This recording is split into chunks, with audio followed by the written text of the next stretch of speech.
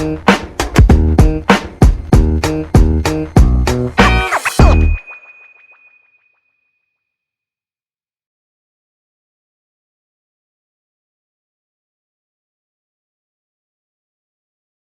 Guru gleamed into the dark, starry night as he saw his soldiers, in fact, his sons, right, his beloved, his own kin, fast asleep. He remembered his name, Guru Gobind Singh, and sat down to pen his thoughts. The Arjuna and Krishna and the Bhagavad Gita was somewhere in a conversation.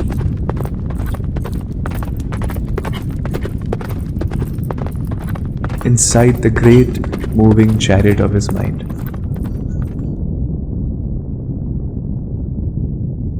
As Mahabharata was fought at the beginning of the dark ages of Kali Yuga, but as per the writings of the Indian sage Sri Yukteswar Giri, the guru of Paramahamsa Yogananda, the year Battle of Chamkaur, fought by Guru Gobind Singh and his 40 men with 1 lakh Mughal soldiers, might just have been the last year or even the last night of Kali Yuga.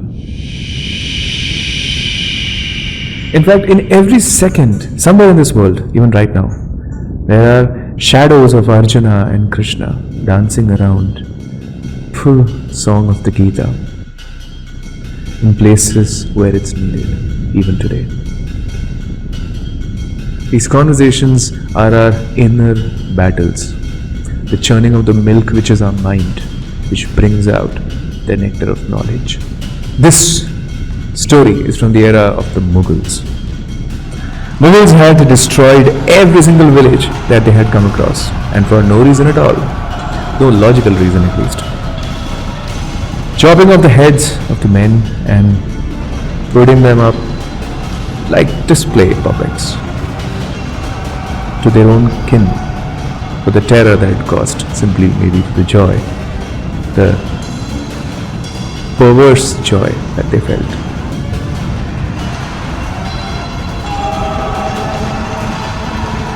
Pouring molten iron into the private areas of women who refused to surrender to their tyranny, and leaving behind whatever, anything that walked on 2 or 3 or 4 legs, to be gulped up by the vultures that didn't arrive with them. Guru Gobind Singh and his 40 brave men had stood up against the tyranny of the Mughals. He was one among the many, including Shivaji Maharaj and Sambhaji, who stood up against the atrocities.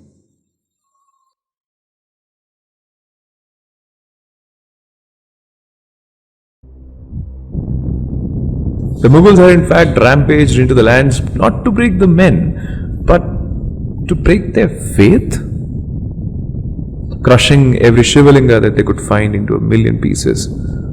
They were the deluded warriors of the Lord that they weren't really serving with their atrocities and cruelty.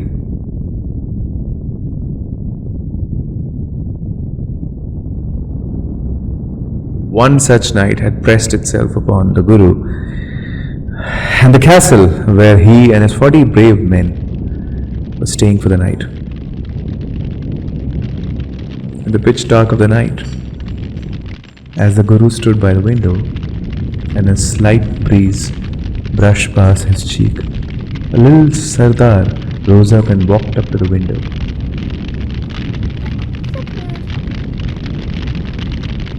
And was bewildered at the sight.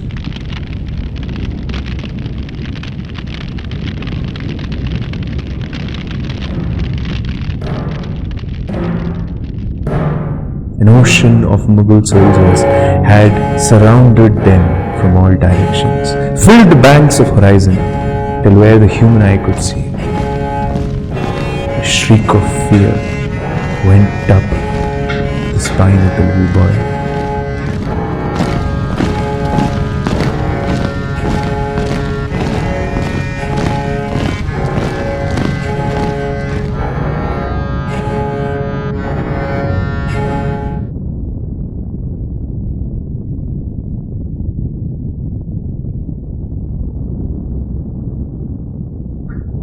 They were named Singhs as they embodied the courage of a lion, or is the female version of the same. The Guru, who was the spirit of courage itself, looked at the child and smiled as if a mosquito had merely entered the room. He was about to chant the eternal conch of courage that he had penned down some time ago.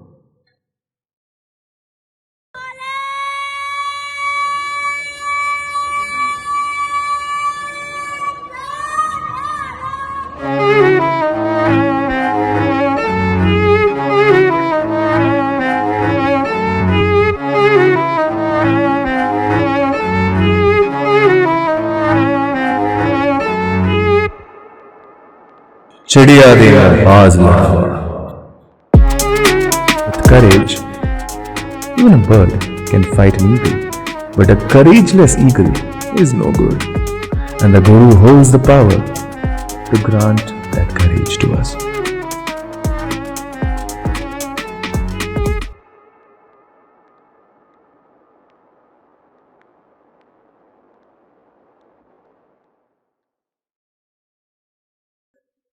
And this is common across India. You might find Buddha or a lot of idols holding up their palm in Nirbhaya Mudra, which means I grant you courage. The child would look up refilled with courage as the Guru would go on and say, एक करूं सवा लाख ते मैं गुरु गोबिंद सिंह कहलावा. I don't know who this Guru really was, as he himself has said in many places in his book Zafarnama that I am not an avatar, and neither am I a Sardar or a follower of the Guru, but I have a great reverence for what he did and what he stood by. This was today's story, the story of Guru Gobind Singh. I am Bharat Nair, the author of the book Wonderment and a musician, and your storyteller. This week's podcast is an amazing conversation with Ratish Chetan from Kerala over Kerala history. A lot of questions answered about the history of Kerala, name of Kerala, where that came from, and a lot more that you had no idea about, including the Norman culture of places, the kings, the taxation, and a lot more. Let's dive in.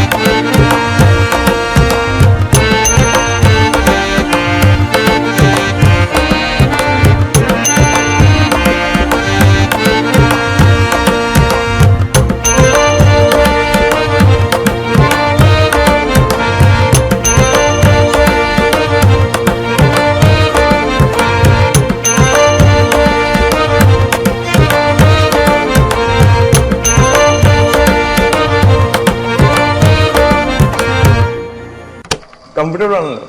Oh. Okay, so we are here at the Akshara Museum in Kerala, which is the first language museum in India. It was inaugurated by the CM of Kerala himself.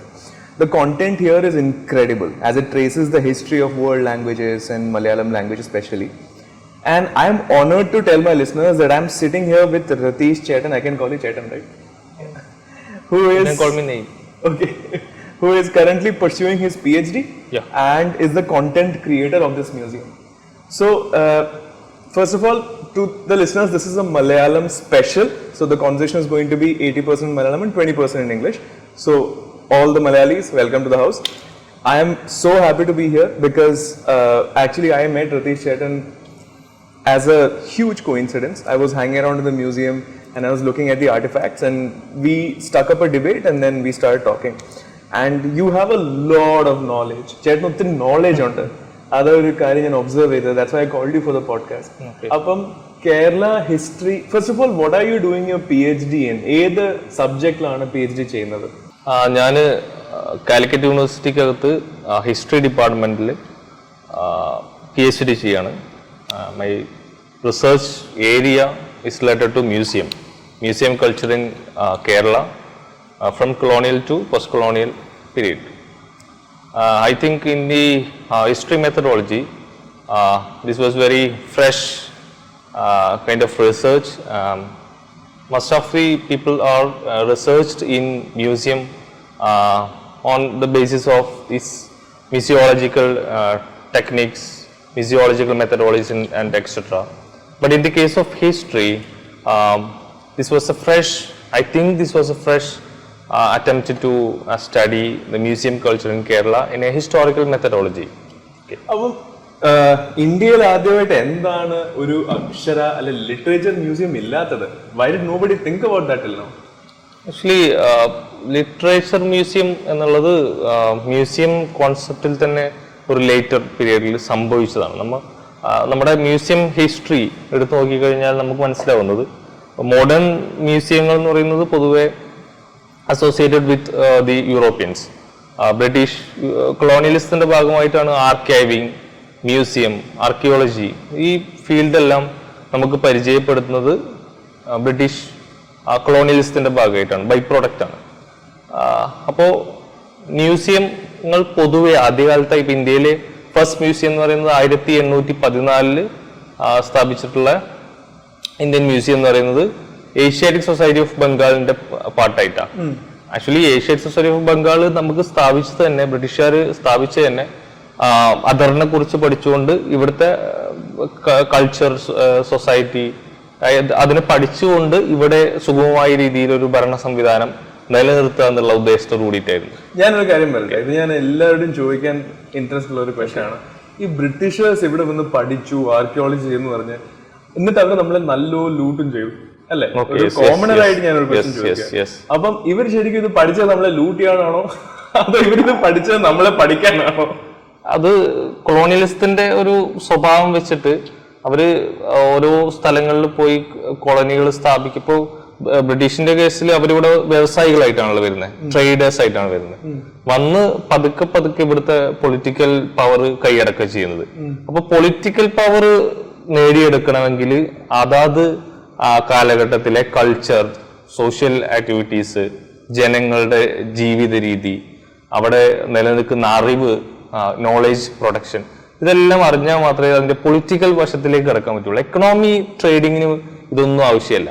So my doubt was right. ഞാൻ actually ഇതിനെ കുറിച്ച് വായിച്ചിട്ടുണ്ട്. അവരെ നമ്മളെ തകർക്കാനാണ് പഠിച്ചത്. Yes, actually അവര് ഇപ്പൊ പൊതുവെ ഇതിനെ കുറിച്ച് ഇപ്പൊ ബ്രിട്ടീഷ് ഇവിടെ നടപ്പിലാക്കിയിട്ടുള്ള ഒരുപാട് നല്ല കാര്യങ്ങൾ എന്ന് പറയപ്പെടുന്ന, ടാഗ് ലൈനിൽ പറയപ്പെടുന്ന ഇംഗ്ലീഷ് എഡ്യൂക്കേഷൻ, അതുപോലെ തന്നെ ഇൻഡസ്ട്രിയലൈസേഷന്റെ ഭാഗമായിട്ടുള്ളത്, അതുപോലെ തന്നെ ട്രാൻസ്പോർട്ട് ഫെസിലിറ്റീസ്, ഇതെല്ലാം ആക്ച്വലി അവർ ഇംഗ്ലീഷ് എഡ്യൂക്കേഷൻ ഇവിടെ നടപ്പിലാക്കുന്നത് അവർക്ക് യൂറോപ്യൻ മൈൻഡഡ് ആയിട്ട് ടേസ്റ്റ് ചെയ്യുന്ന, ചിന്തിക്കുന്ന ഒരു യൂറോപ്യൻ ഇതര ഇന്ത്യൻ സമൂഹത്തെ നിർമ്മിച്ചെടുക്കാനുള്ള ഉദ്ദേശത്തിന്റെ പുറത്താണ്.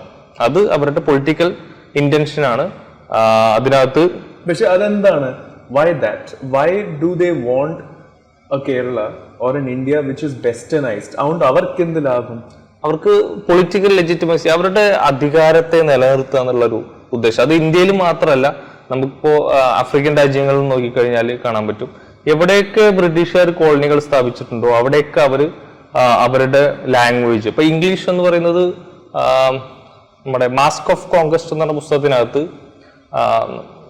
ഐ ഫോർഗറ്റ് ഹെർ നെയിം, ആ പുസ്തകത്തിനകത്ത് ഗൗരി വിശ്വനാഥ്, ഐ തിങ്ക് ഗൗരി വിശ്വനാഥ്, അവർ പറയുന്ന ഒരു കാര്യം, English is not a language, it's a culture എന്നാണ്. അപ്പൊ കൾച്ചറൽ ഇംപ്ലിമെന്റേഷൻ ആണ് ത്രൂ ലാംഗ്വേജ് വഴി അവർ ചെയ്തുകൊണ്ടിരിക്കുന്നത്. അപ്പൊ ഒരു ആള് അല്ലെ ഒരു സമുദായം അവരുടെ കൾച്ചർ ഒരു സ്ഥലത്ത് സ്ഥാപിച്ചു കഴിഞ്ഞാൽ അവർക്ക് പവർ കിട്ടും അവിടെ. പവർ കിട്ടും. അതായത് അവരുടെ രീതിയിലേക്ക് ചിന്തിക്കുന്ന ഒരു വിഭാഗം ആളുകളെ ഡെവലപ്പ് എടുത്തു കഴിഞ്ഞാൽ ബ്രിട്ടീഷേഴ്സിന് അനുകൂലമായി സംസാരിക്കുകയും ചിന്തിക്കുകയും ചെയ്യുന്ന ഒരു വിഭാഗത്തെ അവർക്ക് തദ്ദേശീയമായി അവരുടെ കോളനിയിൽ ഡെവലപ്പ് ചെയ്തെടുക്കാൻ സാധിക്കും.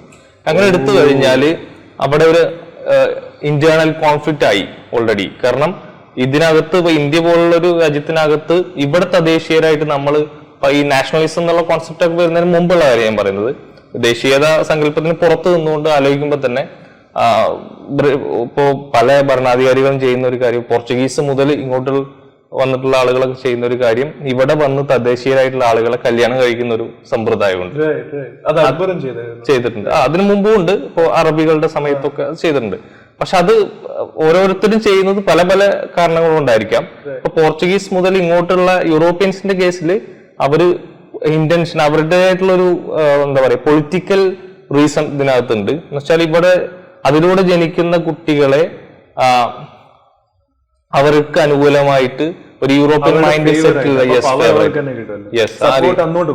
സപ്പോർട്ട്.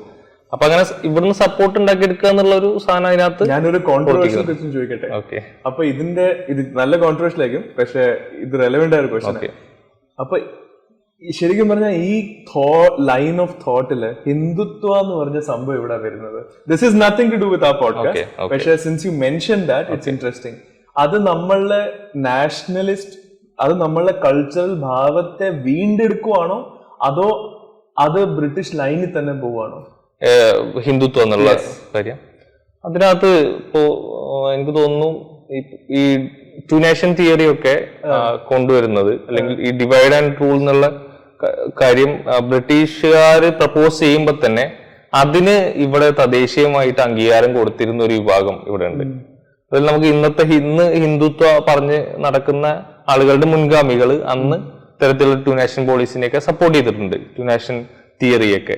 ഒരേ സമയം തന്നെ മുഹമ്മദ് ജിന്ന അതിനെ സപ്പോർട്ട് ചെയ്യുമ്പോൾ തന്നെ ഇപ്പുറത്ത് ബാലഗംഗാധര പോലുള്ള തീവ്ര ഹിന്ദു വിവാദത്തിലുള്ള ആളുകൾ ഈ ടു നേഷൻ തിയറി സപ്പോർട്ട് ചെയ്തിട്ടുണ്ട്. അതിന്റെയൊക്കെ ഒരു ബാക്കി പത്രം നമുക്ക് ഇന്നും കാണാൻ പറ്റും.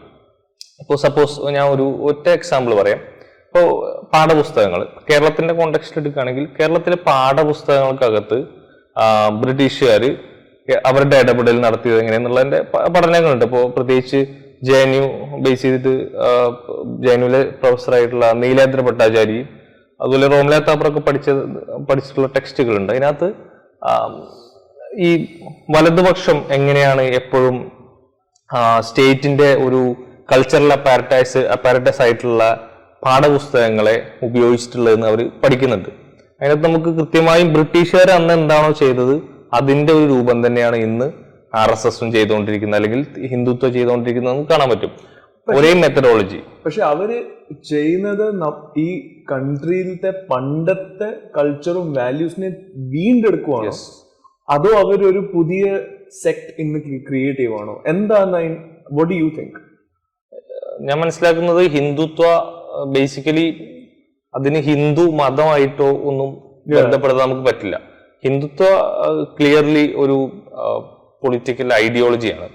അത് ആ ഐഡിയോളജിക്കകത്ത് അവർ തിരിച്ചു കൊണ്ടാൻ ശ്രമിക്കുന്നത് ഈ ചാതുർവർണ്ണ സിസ്റ്റം, ഫോർകാസ്റ്റ് സിസ്റ്റം പോലുള്ള ഹൈലി കോൺട്രവേഴ്ഷ്യൽ ആയിട്ടുള്ള ഇവിടുത്തെ ഒരു വിഭാഗം ജനങ്ങളെ സെഗ്രിഗേറ്റ് ചെയ്യുന്ന രീതിയിലുള്ള ഒരു സിസ്റ്റത്തെ റീ എസ്റ്റാബ്ലിഷ് ചെയ്യാനുള്ള ശ്രമമാണ് അവർ നടത്തുന്നത്. അതിനെ സപ്പോർട്ട് ചെയ്യുന്ന ഒരു ക്രീമി ലെയർ സൊസൈറ്റി ഇവിടെ തന്നെ ഉണ്ട് എന്നുള്ളതാണ് അവരുടെ നിലനിൽപ്പിന്റെ ഒരു അടിസ്ഥാനമായിട്ട് എനിക്ക് തോന്നിയിട്ടുള്ളത്.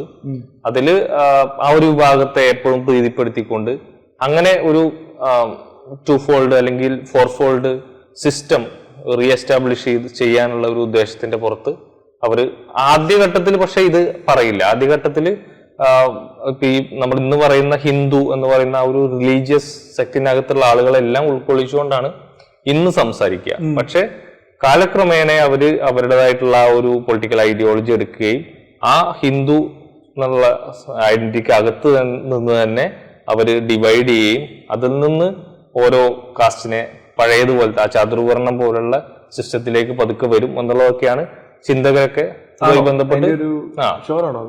ബന്ധപ്പെട്ട് അഭിപ്രായം പറയുന്നത്. അങ്ങനെയാണ്. അതായത് ഹിന്ദുത്വയുടെ മെയിൻ പൊളിറ്റിക്കൽ ഇന്റൻഷൻ എന്ന് വെച്ചാൽ റീ എസ്റ്റാബ്ലിഷ് ചെയ്യുക, നമ്മുടെ ചാതുർവർണ്ണ വ്യവസ്ഥയെ റീഎസ്റ്റാബ്ലിഷ് ചെയ്യുക എന്നുള്ളതാണ് ഇതിന്റെ ഒരു കൾച്ചറൽ ഇന്റൻഷൻ ആയിട്ട് പൊതുവെ പറയപ്പെടുന്നത്. I differ with you there. I don't agree. പക്ഷേ എന്തൊക്കെ ഞാൻ ആദ്യമായിട്ട് I'm not neither BJP nor Congress. നമ്മളെ ടോപ്പിക് അതല്ല, നമ്മൾ ഡിബേറ്റ് ആയി. പക്ഷേ അന്നോട് പോകാതിരിക്കാൻ നല്ല, because then it always ends up in a debate. പക്ഷേ എന്റെ പോയിന്റ് ഓഫ് വ്യൂ എന്താന്ന് വെച്ചാൽ അവര് നമ്മളെ പണ്ടത്തെ കൾച്ചറിനെ റീക്ലെയിം ചെയ്യുമെന്ന എന്റെ ഒരു പോയിന്റ് ഓഫ് വ്യൂ. പഴയ കൾച്ചറിനകത്ത് ഭയങ്കര ഞാൻ അതാ പറഞ്ഞ in A modernised in A more in A better വേ. അതിന്റെ ഒരു റീസൺ എന്താണെന്ന് വെച്ചാൽ നമ്മളെ ഈ ഹിന്ദു റിലീജിയത്തിനകത്ത് ഒരു സംഭവം ഉണ്ടായിരുന്നു കോൾഡ് എന്താ പറയുന്നത്, നമ്മളെ മനുസ്മൃതി. ഇന്നത്തെ മിക്ക ഹിന്ദു സ്കോളേഴ്സ് പണ്ഡിറ്റ്സ് എല്ലാവരും അതിനെ ഡിസ്കാർഡ് ചെയ്ത് കഴിഞ്ഞു ഓൾറെഡി. മിക്ക ആൾക്കാർക്കും അറിയാം ഇന്ന് മനുസ്മൃതി അക്സെപ്റ്റ് ചെയ്യുന്നില്ല ഹിന്ദുവിസം. അപ്പം എനിക്ക് തോന്നുന്ന അവരും ഒരു മോഡേൺ ഹിന്ദുവിസം ആ കൊണ്ടുവരുന്ന എന്റെ തോട്ട്. നമുക്ക് അറിയില്ല, അതാണ് ഇറ്റ്സ് എ ഡിബേറ്റബിൾ തിങ്. നമ്മളൊന്നും പോകേണ്ട ആവശ്യമില്ല, ആ ടോപ്പിക്കും അതല്ല, വെറുതെ അതാ അങ്ങനെ സ്റ്റെം ആയതാ. So let's come back. So ചേട്ടൻ ഒത്തിരി as we discussed, we are finding out ചേട്ടൻ ഒത്തിരി നോളജ് ഉണ്ട്, a lot of experience, knowledge in history, Kerala especially when it comes to. അപ്പൊ ഈ ഒരു ഡിഫറെന്റ് കരിയർ അപ്രോച്ച്, റൈറ്റ്? ആദ്യം I want to start with you actually, as always is in a podcast. അതെങ്ങനെയാണ് തുടങ്ങിയത്? How did you have A dream of pursuing A PhD, വേറെ ഒരു stream? അതെങ്ങനെയാ, how did that dream happen? History തന്നെയായിരുന്നു നമ്മുടെ ഒരു ഉദ്ദേശം. ചരിത്രം പഠിക്കുക എന്നുള്ളതാണ് നമ്മുടെ ഒരു PG കഴിഞ്ഞതിന് ശേഷം നമ്മൾ ആലോചനകളുടെ ചരിത്രം പഠിക്കുക എന്നുള്ളതിന്. അപ്പോൾ ചരിത്രത്തിൽ പിന്നെ എന്ത് പഠിക്കണം എന്നുള്ളതാണ്. ചരിത്രത്തിൽ നമ്മൾ പോയി കഴിയുമ്പോൾ ആൻഷ്യന്റ് ഹിസ്റ്ററി ഉണ്ട്, മിഡീവൽ ഉണ്ട്, മോഡേൺ ഉണ്ട്, കോണ്ടംപററി ഉണ്ട്. അപ്പൊ അതിനകത്ത് ഏത് ചൂസ് ചെയ്യണം എന്നുള്ളതാണ്. അപ്പോൾ കുറെ കൂടെ ഒക്കെ എനിക്ക് ഫിസിബിളായിട്ട് തോന്നിയിട്ടുള്ളത്, ഞാൻ പഠിക്കണം എന്ന് ആഗ്രഹിച്ചിട്ടുള്ളത് മോഡേൺ പീരീഡുമായിട്ട് ബന്ധപ്പെട്ടിട്ടുള്ള സ്റ്റഡികളാണ്. അതിനകത്ത് MPhilന് ഞാൻ തിരഞ്ഞെടുത്തിട്ടുള്ള ഒരു വിഷയം എന്ന് വെച്ചാൽ politics of text books in Kerala എന്ന് പറയുന്ന ഒരു മാസ്റ്റേഴ്സ് ഓഫ് ഫിലോസഫി. പിന്നെ PhDയിലേക്ക് വന്ന സമയത്ത് മ്യൂസിയം ബേസ്ഡ്, മ്യൂസിയത്തിന്റെ അപ്പോഴും പഠിക്കുന്നത് ഈ എന്തിനാണ് മ്യൂസിയം എന്നുള്ളതും മ്യൂസിയത്തിനകത്തുള്ള വിഷ്വലൈസേഷൻ എങ്ങനെയാണ്, അത് ക്രിയേറ്റ് ചെയ്യുന്ന ഒരു അതോറിറ്റി എങ്ങനെയാണ് അത് ചെയ്യുന്നതും, അതിന്റെ ആർക്കിടെക്ചറൽ കാര്യങ്ങളും, പിന്നെ സബ്ജക്ട് ഒബ്ജക്ട് റൈവൽറി എങ്ങനെയാണ് അതിനകത്ത് നടക്കുന്നതെന്നും. അപ്പൊ മ്യൂസിയത്തെ ഒരു സൈറ്റ് ഓഫ് സ്ട്രഗിൾ ആയിട്ട് തന്നെയാണ് എടുക്കുന്നത്. ആ രൂപത്തിലാണ് അതിനെ പഠിക്കാൻ ശ്രമിച്ചിട്ടുള്ളത്. അപ്പൊ ആ രൂപത്തിൽ ചരിത്രത്തെ പഠിക്കുക എന്നുള്ളത് നമ്മളെ മുന്നോട്ട് പോകാനുള്ള ഒരു കാര്യമായിട്ടാണ് ഞാൻ കാണുന്നത്. ഹിസ്റ്ററി നമ്മളെ എങ്ങനെയാണ് ഇൻസ്പയർ ചെയ്യുന്നത് ലൈഫില്? ഹിസ്റ്ററി ഇന്ന് നമ്മൾ അനുഭവിക്കുന്ന എല്ലാ പ്രശ്നങ്ങൾക്കും ഒരു പരിഹാരം എന്ന് വെച്ചാൽ നമ്മുടെ ചരിത്രത്തിൽ കടന്നു പോയിട്ടുണ്ടാവും എന്നുള്ളതാണ്. അപ്പോൾ അത് ആ പ്രശ്നങ്ങളെ തരണം ചെയ്ത് മുന്നോട്ട് പോകാൻ ഏതൊരു വ്യക്തിക്കും ചരിത്രം അറിയുന്നത് നല്ലതാണ്. അപ്പോൾ നമ്മൾ കേട്ടിട്ടുള്ളത് പോലെ നമ്മുടെ മുൻപിലൂടെ മിന്നി മറിയുന്ന ആപത്ഘട്ടങ്ങളെ തരണം ചെയ്യാൻ നമ്മൾക്ക് ചരിത്രത്തിന്റെ ആവശ്യമുണ്ട്. അതുകൊണ്ട് ചരിത്രം നിർബന്ധമായും ഒരു മരുന്ന് പോലെ പ്രവർത്തിക്കുന്നതാണ്, നമ്മുടെ ഒരു മെഡിസിനൽ സാധനം.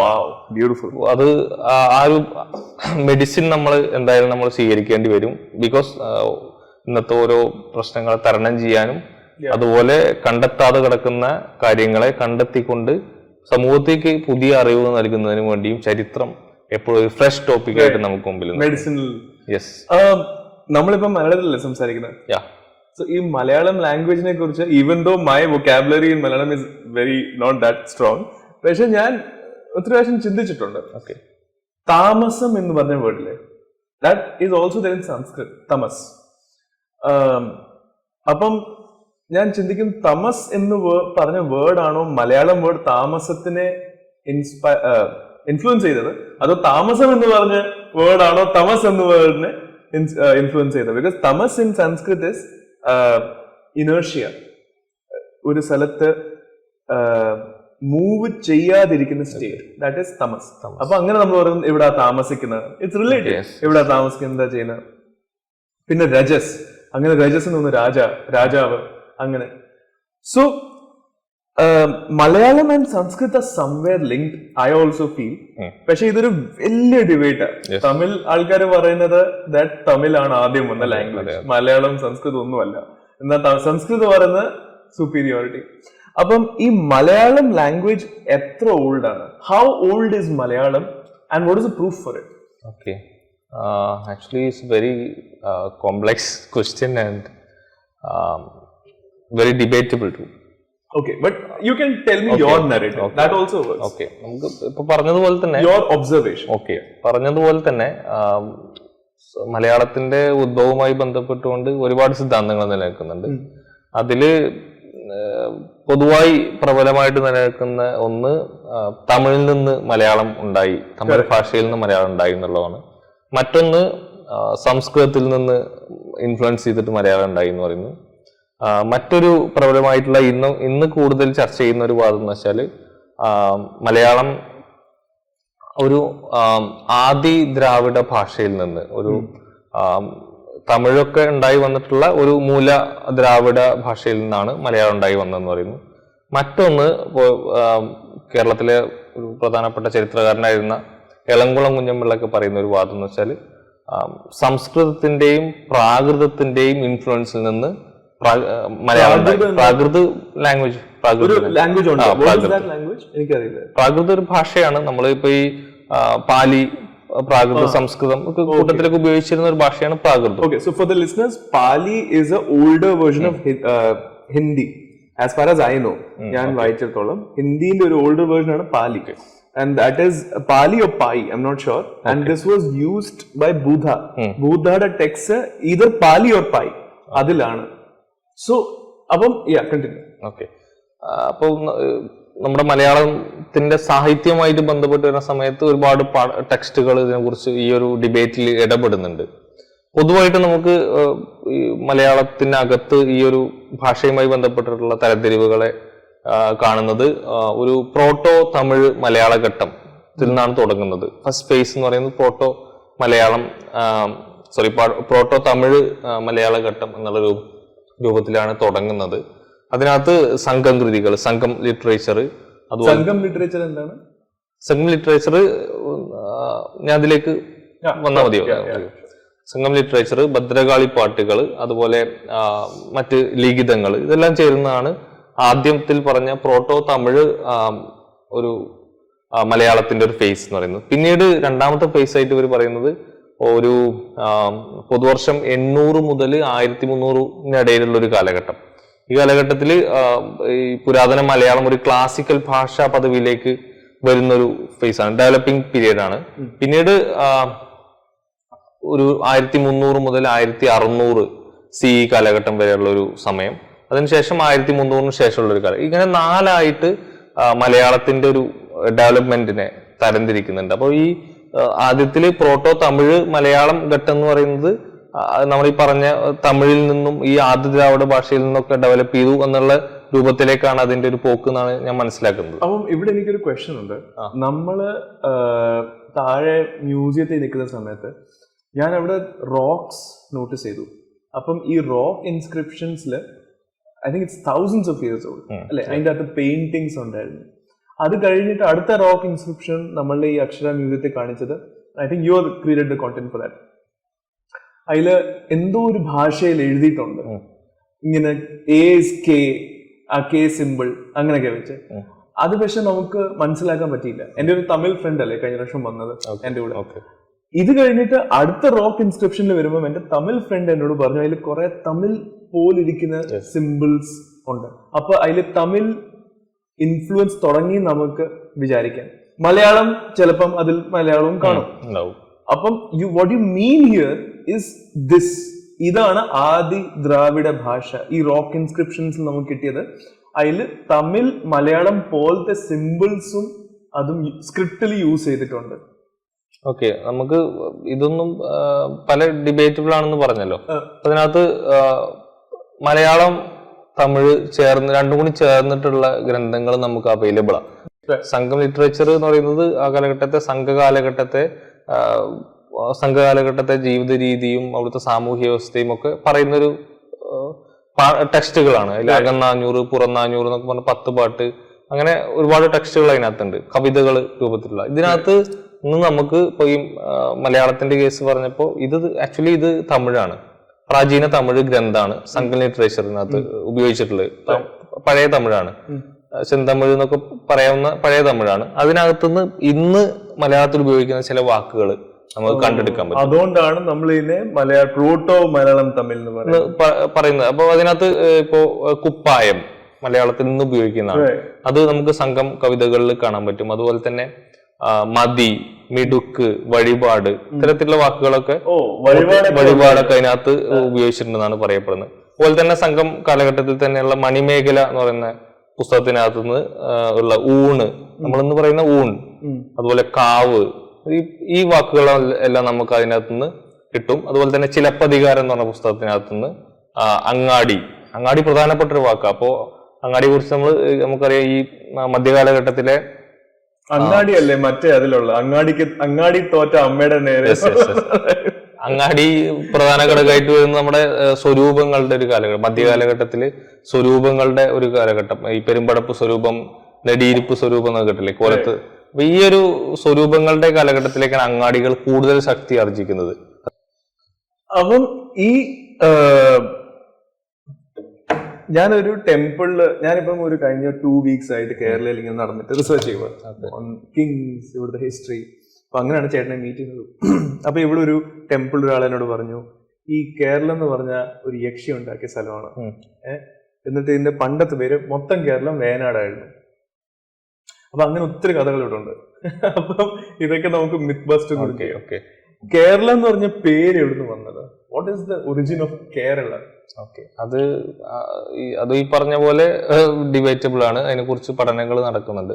നമുക്ക് ഇന്നും തീർച്ചയാക്കാൻ പറ്റാത്തതും എന്നാൽ പൊതുവെ പറയപ്പെടുന്നതുമായിട്ടുള്ള ഒരു കാര്യം, അശോക ഈഡിക്സിനകത്ത് നമുക്ക് കേരള പുത്ത എന്ന് പറയുന്ന ഒരു വാക്ക്, കേരളപുത്ത, സത്യപുത്ത, അത്തരത്തിലുള്ള കുറച്ച് വാക്കുകൾ ഉപയോഗിച്ചിട്ടുണ്ട്. അപ്പൊ അതിനകത്ത് കേരളപുത്ത എന്നുള്ള വാക്കും വന്നിട്ടുണ്ട്.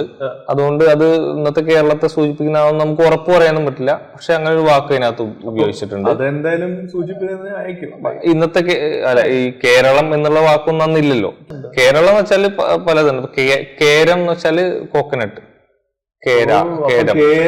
ഉള്ള സ്ഥലമാണ് കേരളം. അങ്ങനെ ആവാം. പല പല വേർഷൻസ് ഉണ്ട്. അപ്പൊ പ്രധാനമായിട്ടും അങ്ങനെ വേർഷൻ ഉണ്ട്. മറ്റൊന്ന് ഇപ്പോ ഈ കാര്യം പറഞ്ഞതുപോലെ തന്നെ നമ്മുടെ ലിംഗ്വിസ്റ്റ് ആയിട്ടുള്ള ടി ബറോ എന്ന് പറയുന്ന ആള് ഈ ചേരള എന്നുള്ള വാക്കിൽ നിന്നാണ് കേരളം എന്നുള്ള വാക്ക് വന്നതെന്നുള്ള അവരുടെ ഒരു ഭാഷാശാസ്ത്രത്തിന്റെ അടിസ്ഥാനത്തിലുള്ള, ലിംഗ്വിസ്റ്റിക്സിന്റെ അടിസ്ഥാനത്തിലുള്ള ഒരു നിഷ്പത്തി പ്രവചനമൊക്കെ നടത്തുന്നുണ്ട്. അപ്പോൾ അത്തരത്തിൽ ഒരുപാട് കാര്യങ്ങൾ. അപ്പോൾ നമുക്കറിയാം ഈ ഒരു കേരളം എന്നുള്ള പൊളിറ്റിക്കൽ ബൗണ്ടറി രൂപപ്പെടുന്നത് 1956-ലാണ്, 1956. അതിനു മുമ്പ് നമുക്ക് കേരളം ഇല്ല. കാരണം അതിനു മുമ്പ് മലബാറും എന്താ പറയാ കൊച്ചിയും തിരുവിതാംകൂറും ഒക്കെയാണ്. ഇന്നത്തെ കേരളം എന്ന് പറയുന്നത് മലബാർ, കൊച്ചി, തിരുവിതാംകൂറാണ്. അതിനകത്ത് തന്നെ മലബാർ ബ്രിട്ടീഷുകാരുടെ ഡയറക്റ്റ് കൺട്രോളിലുള്ള മദ്രാസ് പ്രസിഡൻസി കീഴിലാണ് മലബാർ പ്രദേശം. കൊച്ചി, തിരുവിതാംകൂറും ഒരേ സമയം ബ്രിട്ടീഷുകാരും ഒരേ സമയം അവിടുത്തെ കൊട്ടാരവും കൂടെ കൺട്രോൾ ചെയ്യുന്ന രൂപത്തിലുള്ളതാണ്. അപ്പൊ ഇതിനെയാണ് 1949 ആകുമ്പോഴേക്കും കൊച്ചിയും തിരുവിതാംകൂറും യോജിച്ച് തിരുകൊച്ചി ഉണ്ടാവുന്നു. പിന്നീട് 56 ആകുമ്പോഴേക്കും നമ്മുടെ ഭാഷാടിസ്ഥാനത്തിലുള്ള സംസ്ഥാനങ്ങളുടെ രൂപീകരണത്തിന്റെ ഭാഗമായിട്ട് ഇത് മൂന്നും യോജിച്ച് കേരളം എന്ന് പറയുന്ന ഒരു പൊളിറ്റിക്കൽ ബൗണ്ടറി ഉണ്ടാവുന്നത് 56-ലാണ് അത് ഉണ്ടാവുന്നത്. അതിനു മുമ്പ് നമുക്ക് കേരളം എന്നുള്ള ഒരു ഭൂപ്രദേശം ഇല്ല. അതുകൊണ്ട് തന്നെ കേരളം എന്നുള്ള വാക്ക് എങ്ങനെ ഉണ്ടായി എന്നുള്ളതൊക്കെ ഡൽഹി എന്ന് പറഞ്ഞ state that we call Delhi, ഇതിനെയാണ് നമ്മൾ ഇന്ദ്രപ്രസ്ഥ എന്ന് പറഞ്ഞുകൊണ്ടിരുന്നത്. മഹാഭാരതത്തിലും ഇതിന്റെ മെൻഷൻ ഉണ്ട്. ഇന്ദ്രപ്രസ്ഥ സെയിം ലൊക്കേഷനുമാണ്. മഹാഭാരത് റിയൽ ഓർ നോട്ട് അതൊരു ഡിബേറ്റ് ആണ്. പക്ഷെ അറ്റ്ലീസ്റ്റ് നമുക്കൊരു ഫൈൻഡിങ് ഉണ്ട്. ഈ ലൊക്കേഷനിൽ നമ്മൾ പണ്ടും ഇതൊരു സിറ്റി ഉണ്ടായിരുന്നു. ഇനിയാണ് നമ്മൾ ഇന്ദ്രപ്രസ്ഥ എന്ന് പറഞ്ഞുകൊണ്ടിരുന്നത്. കൊച്ചി അല്ലെ ട്രിവാൻഡ്രം അല്ലെ വി ക്യാൻ ഗോ ഓൺ, ഈ മെയിൻ സിറ്റീസ്. ഇതിന്റെ ഫൈൻഡിങ്സ്, ഹിസ്റ്ററി എവിടെ വരെ പോകും? Like what is the oldest we have found? Town, like proof of the cities existence. ഈ സിറ്റി എത്ര വർഷം പഴയതാണ്? സിറ്റി എന്നുള്ള രീതിയിലേക്ക് അതൊരു മോഡേൺ ടേമാണ് തോന്നുന്നു. ഇപ്പൊ ട്രിവാൻഡ്രത്തിന്റെ പഴയ പേര് അനന്തൻകാട് എന്നാണ്. അനന്തൻകാട് വെച്ചാൽ കാട് എന്ന പ്രദേശം തന്നെ ആയിരിക്കണം. അനന്തൻകാട് എന്നാണ് അതിന്റെ ആദ്യത്തെ പേര്. അതുപോലെ തന്നെ തൃശ്ശൂരിനും അതുപോലൊരു പേരാണുള്ളത്. അപ്പൊ കുറെ നമ്മുടെ ഇന്നത്തെ കേരളത്തിന്റെ പ്രധാനപ്പെട്ട ടൗണുകൾക്കൊക്കെ പഴയ കാലത്ത് വേറെ പേരുകളും വേറെ രൂപങ്ങളുമാണ്. ജിയോഗ്രഫി തന്നെ വേറെ ആയിരിക്കുമല്ലോ. അപ്പോ നമുക്കറിയാം ഒരു മധ്യകാലഘട്ടത്തില് ഇപ്പോ ഈ നേരത്തെ പറഞ്ഞ കൊടുങ്ങല്ലൂർ കേന്ദ്രീകരിച്ചിട്ടുള്ള ചേരമാൻ പെരുമാളിന്റെ ഭരണത്തിന് ശേഷം സ്വരൂപങ്ങൾ ഉണ്ടായിരുന്നു എന്ന് ഞാൻ പറഞ്ഞത്. നാടുവാഴി സ്വരൂപങ്ങള്, നാടുവാഴി സ്വരൂപങ്ങളില് ട്രിവാൻഡ്രം ഒക്കെ ഉൾപ്പെടുന്നത് വേണാട് സ്വരൂപത്തിനകത്താണ്. അത് ഒരു സ്വരൂപം മാത്രമാണ്. കേരളത്തിൽ മൊത്തം ആ രൂപത്തിൽ പറയാൻ പറ്റില്ല. ഇപ്പൊ കോഴിക്കോട് കേന്ദ്രീകരിച്ചിട്ട് നെടിയുരുപ്പ് സ്വരൂപം, സാമൂതിരി നേതൃത്വത്തിൽ നെടിയുരുപ്പ് സ്വരൂപം ഉണ്ടായിരുന്നു. പിന്നെ പെരുമ്പടപ്പ് സ്വരൂപമാണ് കൊച്ചിയൊക്കെ ആയിട്ട് ബന്ധപ്പെട്ട് കോഴിക്കോട് കോഴിക്കോട് കോഴിക്കോട് കോഴിക്കോട് കോഴിക്കോട് കോഴി ഐ ഡോണ്ട് നോ. അത് മാത്രമല്ല, ഞാനിങ്ങനെ ഭയങ്കര ഫണി പേര് നെയിംസ് ഇവിടെ ഉണ്ട്. ഞാൻ കേരള ട്രാവൽ ചെയ്യുമ്പോൾ എന്റെ അച്ഛനോട് പറഞ്ഞു, ഇത് കോഴി ബ്രിഡ്ജാ. ഞാൻ കൊച്ചിയിൽ കോളേജിൽ പോയിട്ടില്ല. അപ്പൊ ഞാൻ പറഞ്ഞു കോഴി ബ്രിഡ്ജ്. അപ്പോ അച്ഛ അത് കോഴി ബ്രിഡ്ജ് ഒന്നും അല്ല. അച്ഛൻ പറഞ്ഞു ഞാൻ കോഴി ബ്രിഡ്ജ് എന്ന് പറഞ്ഞു. അച്ഛൻ പറഞ്ഞു അല്ലടാ അതിന്റെ പേര് കോഴി ബ്രിഡ്ജ് എന്നാ. അവിടെ അങ്ങനെ ഞാൻ കോളേജിൽ പോയിക്കൊണ്ടിരുന്നത്. അപ്പൊ ഞാൻ പറഞ്ഞു ഒരു ലോകത്തായാലും ഒരു ബ്രിഡ്ജിന് പേര് കോഴി ബ്രിഡ്ജ് എന്ന് വെക്കുമോ? അതിന്റെ അർത്ഥം എന്താണ്? വേറെ അർത്ഥമല്ല അതിന് കോഴി ബ്രിഡ്ജ് എന്ന് പറഞ്ഞു. അപ്പം അച്ഛൻ എന്തോ പറഞ്ഞു. അച്ഛൻ പോയി, ഞാൻ വണ്ടി എടുത്ത് ഇറങ്ങി. അവിടുന്ന് പോയപ്പോ അവന്റെ ബോർഡ് കോഴി ബ്രിഡ്ജ് പേരാണ്, അതിന്റെ പേരാണ് കോഴി ബ്രിഡ്ജ്. അപ്പൊ ഇത് ഇൻട്രസ്റ്റിംഗ് ആണല്ലേ, എങ്ങനെയാണ് ഈ പേരുകൾ ഡെവലപ്പ് ആയി വന്നത്? അതിനെ കുറിച്ചുള്ള സ്ഥലനാമ ചരിത്രങ്ങളുടെ പഠനം ഉണ്ട് നമുക്ക്. പക്ഷെ അത് എനിക്ക് അതിനെ കുറിച്ച് ഡീറ്റെയിൽസ് അറിയില്ല. ഇപ്പൊ എല്ലാ ജില്ലകളെയും കുറിച്ചുള്ള സ്ഥലനാമ ചരിത്ര പഠനങ്ങൾ നിലവിൽ പഠിച്ചുകൊണ്ടിട്ടുണ്ട്. അതിൽ കേരളത്തിൽ പ്രധാനപ്പെട്ട ഒരാള് VBK വാലത്ത്. വാലത്ത് VBK വാലത്താണ് കൂടുതൽ കേരളത്തിലെ സ്ഥലനാമങ്ങളെ കുറിച്ച് പഠിച്ചിട്ടുള്ള ഒരാള്. മരിച്ചുപോയി, പുള്ളിയാണ് പഠിച്ചിട്ടുള്ളത്. ഇപ്പോ ഒരാള് ഹരി കട്ടേൽ എന്ന് പറഞ്ഞിട്ട് ഒരാള് ഇപ്പൊ പഠിക്കുന്നുണ്ട്, സ്ഥലനാമ ചരിത്രങ്ങൾ പഠിക്കുന്നുണ്ട്. അപ്പൊ സ്ഥലനാമ ചരിത്രം ചരിത്രത്തിൽ ഒരു പ്രധാനപ്പെട്ട കാര്യം. എങ്ങനെ ഒരു പേരുണ്ടായി വന്നു എന്നുള്ളത് അവിടുത്തെ സാമൂഹിക ജീവിതവും അവിടുത്തെ കൾച്ചറും അവിടുത്തെ എക്കണോമിക് ക്രയവിക്രയങ്ങളൊക്കെ ബന്ധപ്പെട്ട് കിടക്കുന്നതായിരിക്കും ഒരു പേര് എന്നുള്ളത്. അപ്പോ ആ പേരിന്റെ ഉൽപ്പത്തിയെ കുറിച്ചുള്ള പഠനം എന്ന് വെച്ചാൽ ആ പ്രത്യേക കോണ്ടെക്സ്റ്റിൽ ആ ഒരു ജിയോഗ്രഫിയുടെ പഠനമൊക്കെ തന്നെയാണ്. അപ്പൊ ആ രീതിയിലുള്ള പഠനങ്ങൾ ഇപ്പോൾ നടക്കുന്നുണ്ട്, സ്ഥലനാമ ചരിത്രങ്ങൾ നടക്കുന്നുണ്ട്. So when we think about Mumbai, Maharashtra or നമ്മള് പഞ്ചാബിനെ കുറിച്ച് സംസാരിക്കുമ്പോൾ നമുക്ക് ഒത്തിരി stories dating back thousands of years വരെ പോവാം അല്ലെ? അപ്പൊ അങ്ങനെ നമുക്ക് ഇന്ത്യയിൽ ഒത്തിരി like oldest we have gone in terms of India is Harappa civilisation. പിന്നെ ടെമ്പിൾസിൽ നമ്മൾ നോക്കുവാണെങ്കിൽ ചില temples thousands of years old ഉണ്ട്. അതും നമുക്ക് ആർക്കിയോളജിക്കലി കിട്ടിയിട്ടുണ്ട്. അതെ. So when it comes to Kerala, എന്റെ എല്ലാ എല്ലാ ഓണം സെലിബ്രേഷനിലും എന്റെ നെഫ്യൂ എന്നോട് ചോദിക്കും, 5 വയസ്സുള്ള നെഫ്യൂ, കേരളം എത്ര പഴയതാണ്? അപ്പൊ ഞാൻ പറയും പരശുരാമൻ ഉണ്ടായിരുന്നു, പരശുരാമൻ വന്നു ഒരു മഴ എന്നിട്ട് വലിയ കേരളമായി മാറി.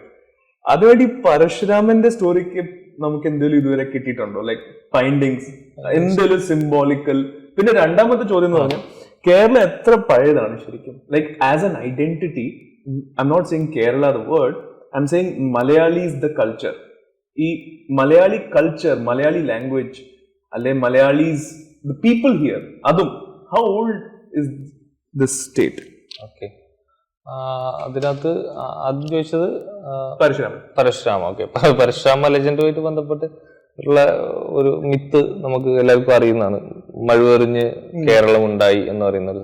അപ്പൊ അത് പൂർണ്ണമായിട്ടും മിത്ത് എന്നുള്ള രീതിയിൽ തന്നെ നമുക്ക് പറയാവുന്ന കാര്യമാണെങ്കിൽ പോലും കേരളത്തിന്റെ ഒരു ജിയോഗ്രഫി പഠിക്കുമ്പോൾ നമുക്ക് മനസ്സിലാവുന്ന കാര്യം, ഇന്നത്തെ കേരളം എന്ന് പറയുന്നത് പലതും കടല് ഉൾവലിഞ്ഞുണ്ടായ പ്രദേശങ്ങളാണ്. കടല് പിൻവാങ്ങി ഭൂപ്രദേശം ഉണ്ടായി വരുന്നത് നമ്മൾ കേട്ടിട്ടുണ്ടല്ലോ. വൈപ്പിനാണ് അതിൽ പ്രധാനപ്പെട്ടൊരു ഉദാഹരണമായിട്ട് പറയാൻ പറ്റും. എക്സാമ്പിൾ ആയിട്ട് വൈപ്പിൻ ഉണ്ടാവുന്നത് കടല് പിൻവാങ്ങിയതുകൊണ്ടാണ്. അല്ലെങ്കിൽ അതിന് കറക്റ്റ് ഡേറ്റ് ഞാൻ ഇപ്പോൾ ഓർക്കുന്നില്ല. ആ ഒരു വർഷത്തിൽ നമുക്ക് ആ ഒരു പിൻവാങ്ങൽ വർഷത്തിൽ നമുക്കൊരു വർഷം തന്നെയുണ്ട്, അതിന്റെ പേര് ഞാനിപ്പോൾ ഓർക്കുന്നില്ല. അപ്പോൾ ഈ വൈപ്പിൻ പ്രധാനപ്പെട്ടൊരു എക്സാമ്പിൾ ആണ്. ഈ പരശുരാമ ലെജൻഡ് നമ്മൾ പൊതുവെ മിത്തിക്കൽ പറയുമ്പോൾ തന്നെ കേരളത്തിന്റെ കോണ്ടെക്സ്റ്റിൽ നിന്ന് ആലോചിക്കുമ്പോൾ വൈപ്പിൻ എങ്ങനെ ഉണ്ടായി എന്നുള്ള ചോദ്യം കടൽ പിൻവാങ്ങിയിട്ടാണ്. അപ്പം പരശുരാമൻ മഴുവേറിയുന്ന സമയത്ത് യെസ്, അപ്പൊ അതിന്റെ ഒരു പ്രാക്ടിക്കൽ നമുക്ക് കേരളത്തിൽ എല്ലാ സ്ഥലങ്ങളിലും അല്ല. ഇപ്പൊ കേരളം ഇടനാട്, മലനാട്, തീരപ്രദേശം 3ആയിട്ട് ഡിവൈഡ് ചെയ്ത് കിടക്കുക. അപ്പൊ എല്ലായിടത്തും നമുക്ക് കടലില്ല. നമ്മൾ ആ പറയുന്ന രീതിയിൽ കടൽ എന്ന് പറഞ്ഞ സാധനം ഇല്ല, എല്ലായിടത്തും ഇല്ല. പക്ഷെ കടല് സ്ഥിതി ചെയ്യുന്ന സ്ഥലങ്ങളിൽ ഈ പിൻവാങ്ങലും ഒക്കെ സംഭവിച്ചിട്ടുണ്ട്. പിൽക്കാലത്ത് ഇനി എപ്പോഴേലും വെള്ളം അപ്പോൾ ഈ കടലിന്റെ പിന്മാറ്റവും ഒക്കെ ആയിട്ട് ബന്ധപ്പെട്ടിട്ട് സ്ഥലങ്ങൾ ഉണ്ടാവുന്നതൊക്കെ നമുക്ക് ചരിത്രത്തിലുണ്ട്. കടലിന്റെ പിന്മാറ്റം എത്ര വർഷം പഴയതാണ്? അതിന്റെ നമുക്ക് എന്തെങ്കിലും പ്രൂഫ് കിട്ടിയിട്ടുണ്ടോ? ഈ വൈപ്പിന്റെ കേസിൽ പഠനങ്ങൾ നടക്കുന്നുണ്ട്. വൈപ്പിന് ബന്ധപ്പെട്ടുള്ള പഠനങ്ങൾ. എനിക്ക് അതിന് കറക്റ്റ് ആ ഡേറ്റ് ഓർമ്മയില്ല. അത് 10,000+ റഫ്ലി അത്രയൊന്നും ഇല്ലെന്നാണ് എനിക്ക് തോന്നുന്നത്. സോ രണ്ടാമത്തെ റൂമർ ഞാൻ കേട്ടത്, actually there are a couple of rumors I would like to debunk. So ഒരു സൈറ്റിൽ എഴുതിയിട്ടുണ്ടായിരുന്നു, this a proper website of history by the way, നല്ല ഒത്തന്റിസിറ്റി ഉള്ള site. So I'm assuming, I mean ഏതൊക്കെ ആൾക്കാർ അവിടെ പോയിട്ടുണ്ടോ അവരെല്ലാവരും ഇത് വിശ്വസിച്ചും കാണും. That Kerala is 2,000 years old only and it is the youngest state in India compared to all the other states. In അത്രയും പഴക്കമില്ല. All the people who are living in Kerala have come from outside. Nayars and Nambudris are actually people from Persia, or second finding, they are people who are Nayaks from North India. Nayak എന്ന് പറഞ്ഞ surname ഇല്ലേ, അതാണ് നായരായി മാറിയത്. അപ്പം can you shed some light on this? ഇതില് എന്താണ് സത്യം? ഇവിടുത്തെ ആൾക്കാർ ശരിക്കും 2000 വർഷം ഉള്ളൂ, അതോ അതിനേക്കാളും കൂടുതലുണ്ടോ? അങ്ങനെ ഒരു ഇപ്പൊ ഇന്ന് കേരളം എന്ന് പറയുന്ന ഒരു പ്രദേശത്തിനകത്ത് ജീവിച്ചിരുന്ന ആളുകൾക്ക് 2000 വർഷത്തെ പഴക്കം എന്ന് പറയുന്നതിൽ അർത്ഥമില്ലാന്ന് തോന്നുന്നു. ചരിത്രപരമായിട്ട് നോക്കുമ്പോൾ അതിന് അർത്ഥമില്ലാന്ന് തോന്നുന്നു. കാരണം ബേസിക്കലി പേരുകൾ വീഴുന്നത് പുതിയ ബൗണ്ടറി ക്രിയേറ്റ് ചെയ്യപ്പെടുമ്പോൾ മാത്രമാണ്. ഓരോ കൾച്ചറൽ, ഇക്കണോമിക്കൽ, സോഷ്യൽ ചേഞ്ചസ് വരുന്ന സമയത്ത് ഇതിന്റെ ടൈറ്റിലും മാറിക്കൊണ്ടിരിക്കുന്നതാണ് ഞാൻ മനസ്സിലാക്കുന്നത്. അപ്പോൾ നമുക്ക് അറിയാം, ഈ ഞാൻ നേരത്തെ പറഞ്ഞ പോലെ നമുക്ക് നാടുവാഴി ഭരണകൂടങ്ങളായിരുന്നു മധ്യകാലഘട്ടത്തിൽ. നാടുവാഴി ഭരണകൂടങ്ങളിൽ നിന്ന് ബ്രിട്ടീഷ് നാടുവാഴി എന്ന് പറഞ്ഞാൽ ഒരു നാട്, ലാൻഡ് ലോഡ്. യെസ്, നാടുവാഴി ഭരണകൂടങ്ങൾ മിഡീവൽ പീരിയഡിൽ ഉണ്ടായിരുന്നു. അതിനുശേഷം നമ്മൾ പൊളിറ്റിക്കൽ ഈ തരത്തിലുള്ള യൂറോപ്യൻ ആഗമനത്തിനൊക്കെ ശേഷം നാട് എന്നുള്ളത് പോയിട്ട് നാട്ടുരാജ്യങ്ങൾ, ഒരു നാടുവാഴി എന്നുള്ളതിനപ്പുറത്ത് ഒരുപാട് നാടുകളിൽ ഉടയവര് വരുന്നു. പിന്നെ അത് പൊളിറ്റിക്കലി തന്നെ ഒരു സ്റ്റേറ്റുകളായിട്ട് രൂപപ്പെടുന്നു. അങ്ങനെ അത്തരത്തിലുള്ളൊരു പോക്കാണ് നമ്മൾക്ക് കാണാൻ പറ്റുക. പിന്നെ ഈ കേരളത്തിന്റെ കോണ്ടെക്സ്റ്റിൽ ഈ നായർ, നമ്പൂതിരി ഇത്തരത്തിലുള്ള പഠനങ്ങളൊക്കെ നമ്മൾ ഇപ്പൊ MGS നാരായണൻ കേരളത്തിന്റെ പ്രധാനപ്പെട്ട ചരിത്രകാരനാണ്, ഇന്ത്യൻ ചരിത്രകാരനാണ്. MGS നാരായണനാണ് ഇതുവരെ ബന്ധപ്പെട്ട് കൂടുതൽ പഠിച്ചിട്ടുള്ളതെന്ന് ഞാൻ മനസ്സിലാക്കുന്നത്. MGS പറഞ്ഞിട്ടുള്ളൊരു കാര്യം, നമ്പൂതിരി എന്ന് പറയുന്ന ഒരു വിഭാഗം ആര്യൻ സെറ്റിൽമെന്റിന് ശേഷം ഉണ്ടാവുന്ന. അപ്പൊ കേരളത്തിന്റെ കോണ്ടെക്സ്റ്റിൽ 32 ബ്രാഹ്മൺ സെറ്റിൽമെന്റ്സ് കേരളത്തിൽ ഉണ്ടാവുന്നു. 32. അതിന്റെ തന്നെ സബ് സെന്റേഴ്സ്, ഈ ഉപഗ്രാമങ്ങളും നമുക്ക് കാണാൻ പറ്റും പ്രധാനമായിട്ടും. അപ്പോ നമ്പൂതിരി എന്ന് നമ്മളിന്ന് വിശേഷിപ്പിക്കുന്ന വിഭാഗം, ഒരു ബ്രാഹ്മൺ വിഭാഗം ഈ സെറ്റിൽമെന്റിലൂടെ ഇവിടെ വരുന്നു. പക്ഷെ ഇന്ന് നമ്മൾ നായർ എന്ന് പറയുന്ന ഒരു പറയപ്പെടുന്ന വിഭാഗം ആക്ച്വലി ശൂദ്രരായിരുന്നു എന്നുള്ള രൂപത്തിൽ. ശൂദ്രൻ മീൻസ് ഇവിടെ ജീവിച്ചിരുന്ന തദ്ദേശീയരായിട്ടുള്ള ആളുകളായിരുന്നു. ഇവിടെ ഉള്ള അതിന് നമ്മൾ ട്രൈബൽസ് ആ രൂപത്തിലാണ് MGS ഒക്കെ കോട്ട് ചെയ്ത് കണ്ടിട്ടുള്ളത്. പക്ഷെ പിന്നീട് ഈ നമ്പൂതിരിമാരുടെ സൈനികരായിട്ട് ഈ നായർ വിഭാഗം വരുന്നു. വരുന്നു. ആ രൂപത്തിലാണ് അതിന്റെ ഒരു ചരിത്രം കണ്ടിട്ടുള്ളത്. പിന്നെ കാസ്റ്റ് സിസ്റ്റം ഇംപ്ലിമെന്റ് ചെയ്യും, ജനങ്ങളെ ഡിവൈഡ് ചെയ്യും. അതിന്റെ അനുസരിച്ചാണ് പിന്നീട് ചരിത്രം പോകുന്നത്. So Nayars might have been tribals or lower caste, or what you're saying, and then they were converted into. അന്ന് ലോവർ കാസ്റ്റ് എന്ന് പറയാൻ പറ്റില്ല. കാസ്റ്റ് സിസ്റ്റം ഇംപ്ലിമെന്റ് ചെയ്യുന്നത് ഈ ആര്യൻ സെറ്റിൽമെന്റിന് ശേഷമാണ്, ബ്രാഹ്മൺ സെറ്റിൽമെന്റിന് ശേഷമാണ്. 2000 years അതതിന് മുന്നെയാണ് ബ്രാഹ്മൺ സെറ്റിൽമെന്റ്. ഇപ്പോ ബ്രാഹ്മൺ സെറ്റിൽമെന്റിനെ കുറിച്ച് കേരളത്തില് കേശവൻ വെളുത്താട്ട് എന്ന് പറഞ്ഞ ചരിത്രകാരനാണ് കൂടുതൽ പഠിച്ചത്. റെഫറൻസ് നമുക്ക് യൂസ്ഫുൾ, നമുക്ക് കേൾക്കുന്ന ആൾക്കാർ. Brahman settlements in Kerala, professor Kesavan Veluthat സാറിന്റെ, കേശവൻ വെളുത്താട്ട്. ഓക്കെ, സാറിന്റെ പഠനങ്ങളുണ്ട്. ഇതുമായിട്ട് പറഞ്ഞ സ്ഥിതിക്ക് ഞാൻ ഒരു ഇൻട്രസ്റ്റിംഗ് ആയിട്ടുള്ളൊരു കേസ് പറയാം. ഈ ആര്യൻ ബ്രാഹ്മൺ സെറ്റിൽമെന്റിന്റെ കേസിൽ ഇപ്പൊ ബ്രാഹ്മിൺസ് കേരളത്തിൽ സെറ്റിൽ ചെയ്ത സ്ഥലങ്ങൾ കൂടുതലും കൾട്ടിവേഷന് പറ്റിയ സ്ഥലങ്ങളാണ്. പ്രൊഡക്ഷന് മറ്റേ കൃഷി ചെയ്യാൻ അനുയോജ്യമായിട്ടുള്ള സ്ഥലങ്ങളാണ് അവർ സെറ്റിൽ ചെയ്തിട്ടുള്ളത്. ഇപ്പോൾ കേരളത്തിൽ നമുക്ക് മലബാറിൽ നിന്ന് എടുത്ത് നോക്കിക്കഴിഞ്ഞാൽ പയ്യന്നൂര് സെറ്റിൽമെന്റ് ഉണ്ട്. ഇത് കഴിഞ്ഞാൽ നമുക്ക് കാണാൻ പറ്റിയ ആലത്തൂർ. പക്ഷെ കോഴിക്കോട് അന്ന് തരിശ് നിലമാണ്, പൂഴി നിലമാണ്. കാരണം കടല് ഉള്ള സ്ഥലമാണല്ലോ. അപ്പോൾ നമ്മൾ ഇന്ന് പറയുന്ന രീതിയിലുള്ള ഒരു വ്യാപാരവും ട്രേഡും ഒന്നും കടലുമായി ബന്ധപ്പെട്ട് അന്ന് ഇല്ല. അതുകൊണ്ട് തന്നെ ഇവര് സെറ്റിൽമെന്റിന് സമയത്ത് ഈ പൂഴിമൺ പ്രദേശം ഉപേക്ഷിച്ച് കൾട്ടിവേഷന് പറ്റുന്ന സ്ഥലത്തേക്ക് പോയി എന്നാണ് ഡോക്ടർ M.R. രാഘവാര്യരൊക്കെ അദ്ദേഹത്തിന്റെ പുസ്തകങ്ങളിൽ പറഞ്ഞിട്ടുള്ളത്. അത് ചരിത്രത്തിൽ പ്രധാനപ്പെട്ട ഒരു പോയിന്റ് ആണെന്ന് എനിക്ക് തോന്നുന്നു. നമ്മളെ ഈ തുറമുഖം വാണിജ്യമൊക്കെ വരുന്നതിന് മുമ്പ് കൃഷി തന്നെയായിരുന്നു പ്രധാനപ്പെട്ട ഒരു ഘടകം എന്നുള്ളതും, കൃഷിക്ക് അനുയോജ്യമായ സ്ഥലങ്ങൾ തെരഞ്ഞുകൊണ്ട് ഇത്തരത്തിൽ ഡൊമിനൻസ് ചെലുത്താൻ വന്ന ആളുകൾ അവർ തെരഞ്ഞെടുത്ത സ്ഥലം കൾട്ടിവേഷന് പറ്റിയ സ്ഥലങ്ങളായിരുന്നു എന്നുള്ള രൂപത്തിൽ ഉള്ള പഠനങ്ങൾ. എന്നിട്ട് ആ ഏരിയ ഉള്ള ട്രൈബൽസ് അവിടുത്തെ സോൾജേഴ്സ് ആയി മാറി. അവിടുത്തെ ഈ നായർ എന്ന് പറയുന്ന വിഭാഗം അവരുടെ സോൾജിയേഴ്സ് ആയി മാറി എന്നാണ് പറയപ്പെടുന്നത്. അങ്ങനെയാണ്. So next one is actually ഞാൻ മെയിൻലി കേരള വന്ന റീസൺ ആണ് അടുത്ത question, which is Marthanda Varma. ഞാൻ ഇവിടെ യുനോ പാർട്ട്ലി കഴിഞ്ഞ 10 days ട്രാവലും ചെയ്യുന്നുണ്ട്. ആൻഡ് പ്ലസ് മാർത്താണ്ഡ വർമ്മ പാലസസിൽ പോയിട്ട്, മാർത്താണ്ഡ വർമ്മ മ്യൂസിയംസിൽ പോയിട്ട് ആ ലീനിയേജ് ഫോർ മാർത്താണ്ഡ വർമ്മ അവരെ കുറിച്ച് സ്റ്റഡിയും ചെയ്യുന്നുണ്ട്. So first of all for the listener, Martanda Varma is a very interesting case study of Kerala because now movies like Chava are coming out. Or we all know about, from Punjab we have the Khalsa and Guru Gobind Singh and the wars where he fought lakhs of people, 40 soldiers which it. And he even has a very famous line called I think that's a big value addition for this conversation. So that is called Chidiya de mein baaz ladava.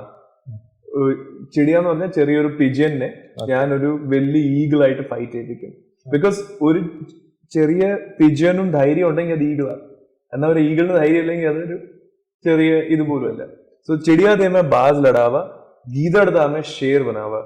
ഒരു ചെറിയ ആനിമലിനെ, dog പോലത്തെ ആനിമലിനെ, അതിന് ധൈര്യം ഉണ്ടെങ്കിൽ അത് ലയനാണ്, ലയനിന് ധൈര്യം ഇല്ലെങ്കിൽ അത് പട്ടിക. സോ ഗീതड़ दा मैं शेर बनावा, एक नू सवा लाख लड़ावा, ते मैं ഗുരു ഗോബിന്ദ് സിംഗ് कहलावा. അതുപോലത്തെ സ്റ്റോറീസ് അപ്പ് നോർത്ത് നമുക്ക് ഫൈൻഡ് ചെയ്യാം. അതാണ് ഞാൻ കോണ്ടെക്സ്റ്റ് സെറ്റ് ചെയ്യുന്നത് ഇവിടെ അടുത്ത കോൺവെർസേഷനിൽ. അപ്പൊ Marthanda Varma is important here for the reason കേരളത്തിൽ അതുപോലൊരു സ്റ്റോറിയാണ് മാർത്താണ്ഡ വർമ്മ എന്നാണ് എന്റെ കാഴ്ചപ്പാട്. Because Marthanda Varma story is incredible. ഒരു ചെറിയ ട്രാവൻകോർലെസ് king fought the biggest empire in the world, Dutch. But there are 2 point of views in that. There are many point of views in this. So again, this is all gold for the listeners. ഞാൻ കായംകുളത്ത് പോയി research ചെയ്തപ്പം അവിടെ മാർത്താണ്ഡ വർമ്മയെ കുറിച്ച് ഒരു negative perception ആണ്. Because അവിടുത്തെ ആൾക്കാരെ, ഞാൻ അവിടുത്തെ ഒരാളെ മീറ്റ് ചെയ്തു who's a main person from that lineage, അവിടുത്തെ കിങ്ങിന്റെ ലീനിയേജിൽ for the research. And his point of view was that Martanda Varma ruthlessly killed the Kayamkulam king. എന്നിട്ട് കായംകുളം അങ്ങനെ ഒരു അവിടുത്തെ ആൾക്കാർക്ക് ഒത്തിരി കഥകളും അറിയാം. കായംകുളം കിങ്ങിന്റെ ഭാര്യയെ മാനഭംഗപ്പെടുത്തി, മാർത്താണ്ഡ വർമ്മയല്ല, അവിടുത്തെ വേറെ ആൾക്കാര്, അവരെന്നിട്ട് യക്ഷിയമ്മയെ മാറി, അങ്ങനെ ചക്ലത്തകാവ് ടെമ്പിൾ വന്നു, അങ്ങനെയൊക്കെ ഒത്തിരി കഥകളുണ്ട് അവിടെ. അപ്പം അതാണ് കായംകുളം പോയിന്റ് ഓഫ് വ്യൂ. പിന്നെ അടുത്ത, as you said in our last conversation, text book point of view, that Martanda Varma versus Dutch was a very small fight. ചില ആൾക്കാരെ ഉള്ളായിരുന്നു ആ ഫൈറ്റില്. എന്നാൽ historic point of view is വലിയൊരു ഫൈറ്റ് ആയിരുന്നു. 1 lakh Dutch soldiers, 1000 Marthanda Varma soldiers. അവര് കാട്ടില് പാത്തിരുന്നു, ഗുറില്ല warfare techniques, ഉർമി. ഞാൻ മ്യൂസിയത്തിൽ പോയപ്പോ അവിടെ ഞാൻ അതാ കണ്ട്. Amazing weaponry, long shot guns. നമ്മൾ ഈ Marthanda Varma Dutch, and Dutch, by the way, this is again for the listeners, was double the size of British. അപ്പം നമ്മൾ ആ എറ ഇമാജിൻ ചെയ്യുമ്പോൾ ബിഫോർ ബ്രിട്ടീഷ് ആണ് ഗൺസ് എടുത്ത് ഇവിടെ വന്നത്. നമ്മൾ ഒരു വാറിൽ ഗൺസ് ഇമാജിൻ ചെയ്യത്തില്ല. പക്ഷെ മാർത്താണ്ഡ വർമ്മ പാലസിൽ പോയി കഴിഞ്ഞാൽ ഡച്ച് വാറിന്റെ വെപ്പൺസ് അവിടെ വെച്ചിട്ടുണ്ട്. അതിനകത്ത് ലോങ് റേഞ്ച് ഗൺസ് ഉണ്ട്, സൈലന്റ്, ഈ ഇന്നത്തെ sniper, close to that, not ഇന്നത്തെ sniper, something very close to the sniper, long gun. ആ ഗണ്ണന്റെ ഒരു 6-7 ഫീറ്റിന്റെ ഗണ്ണ്.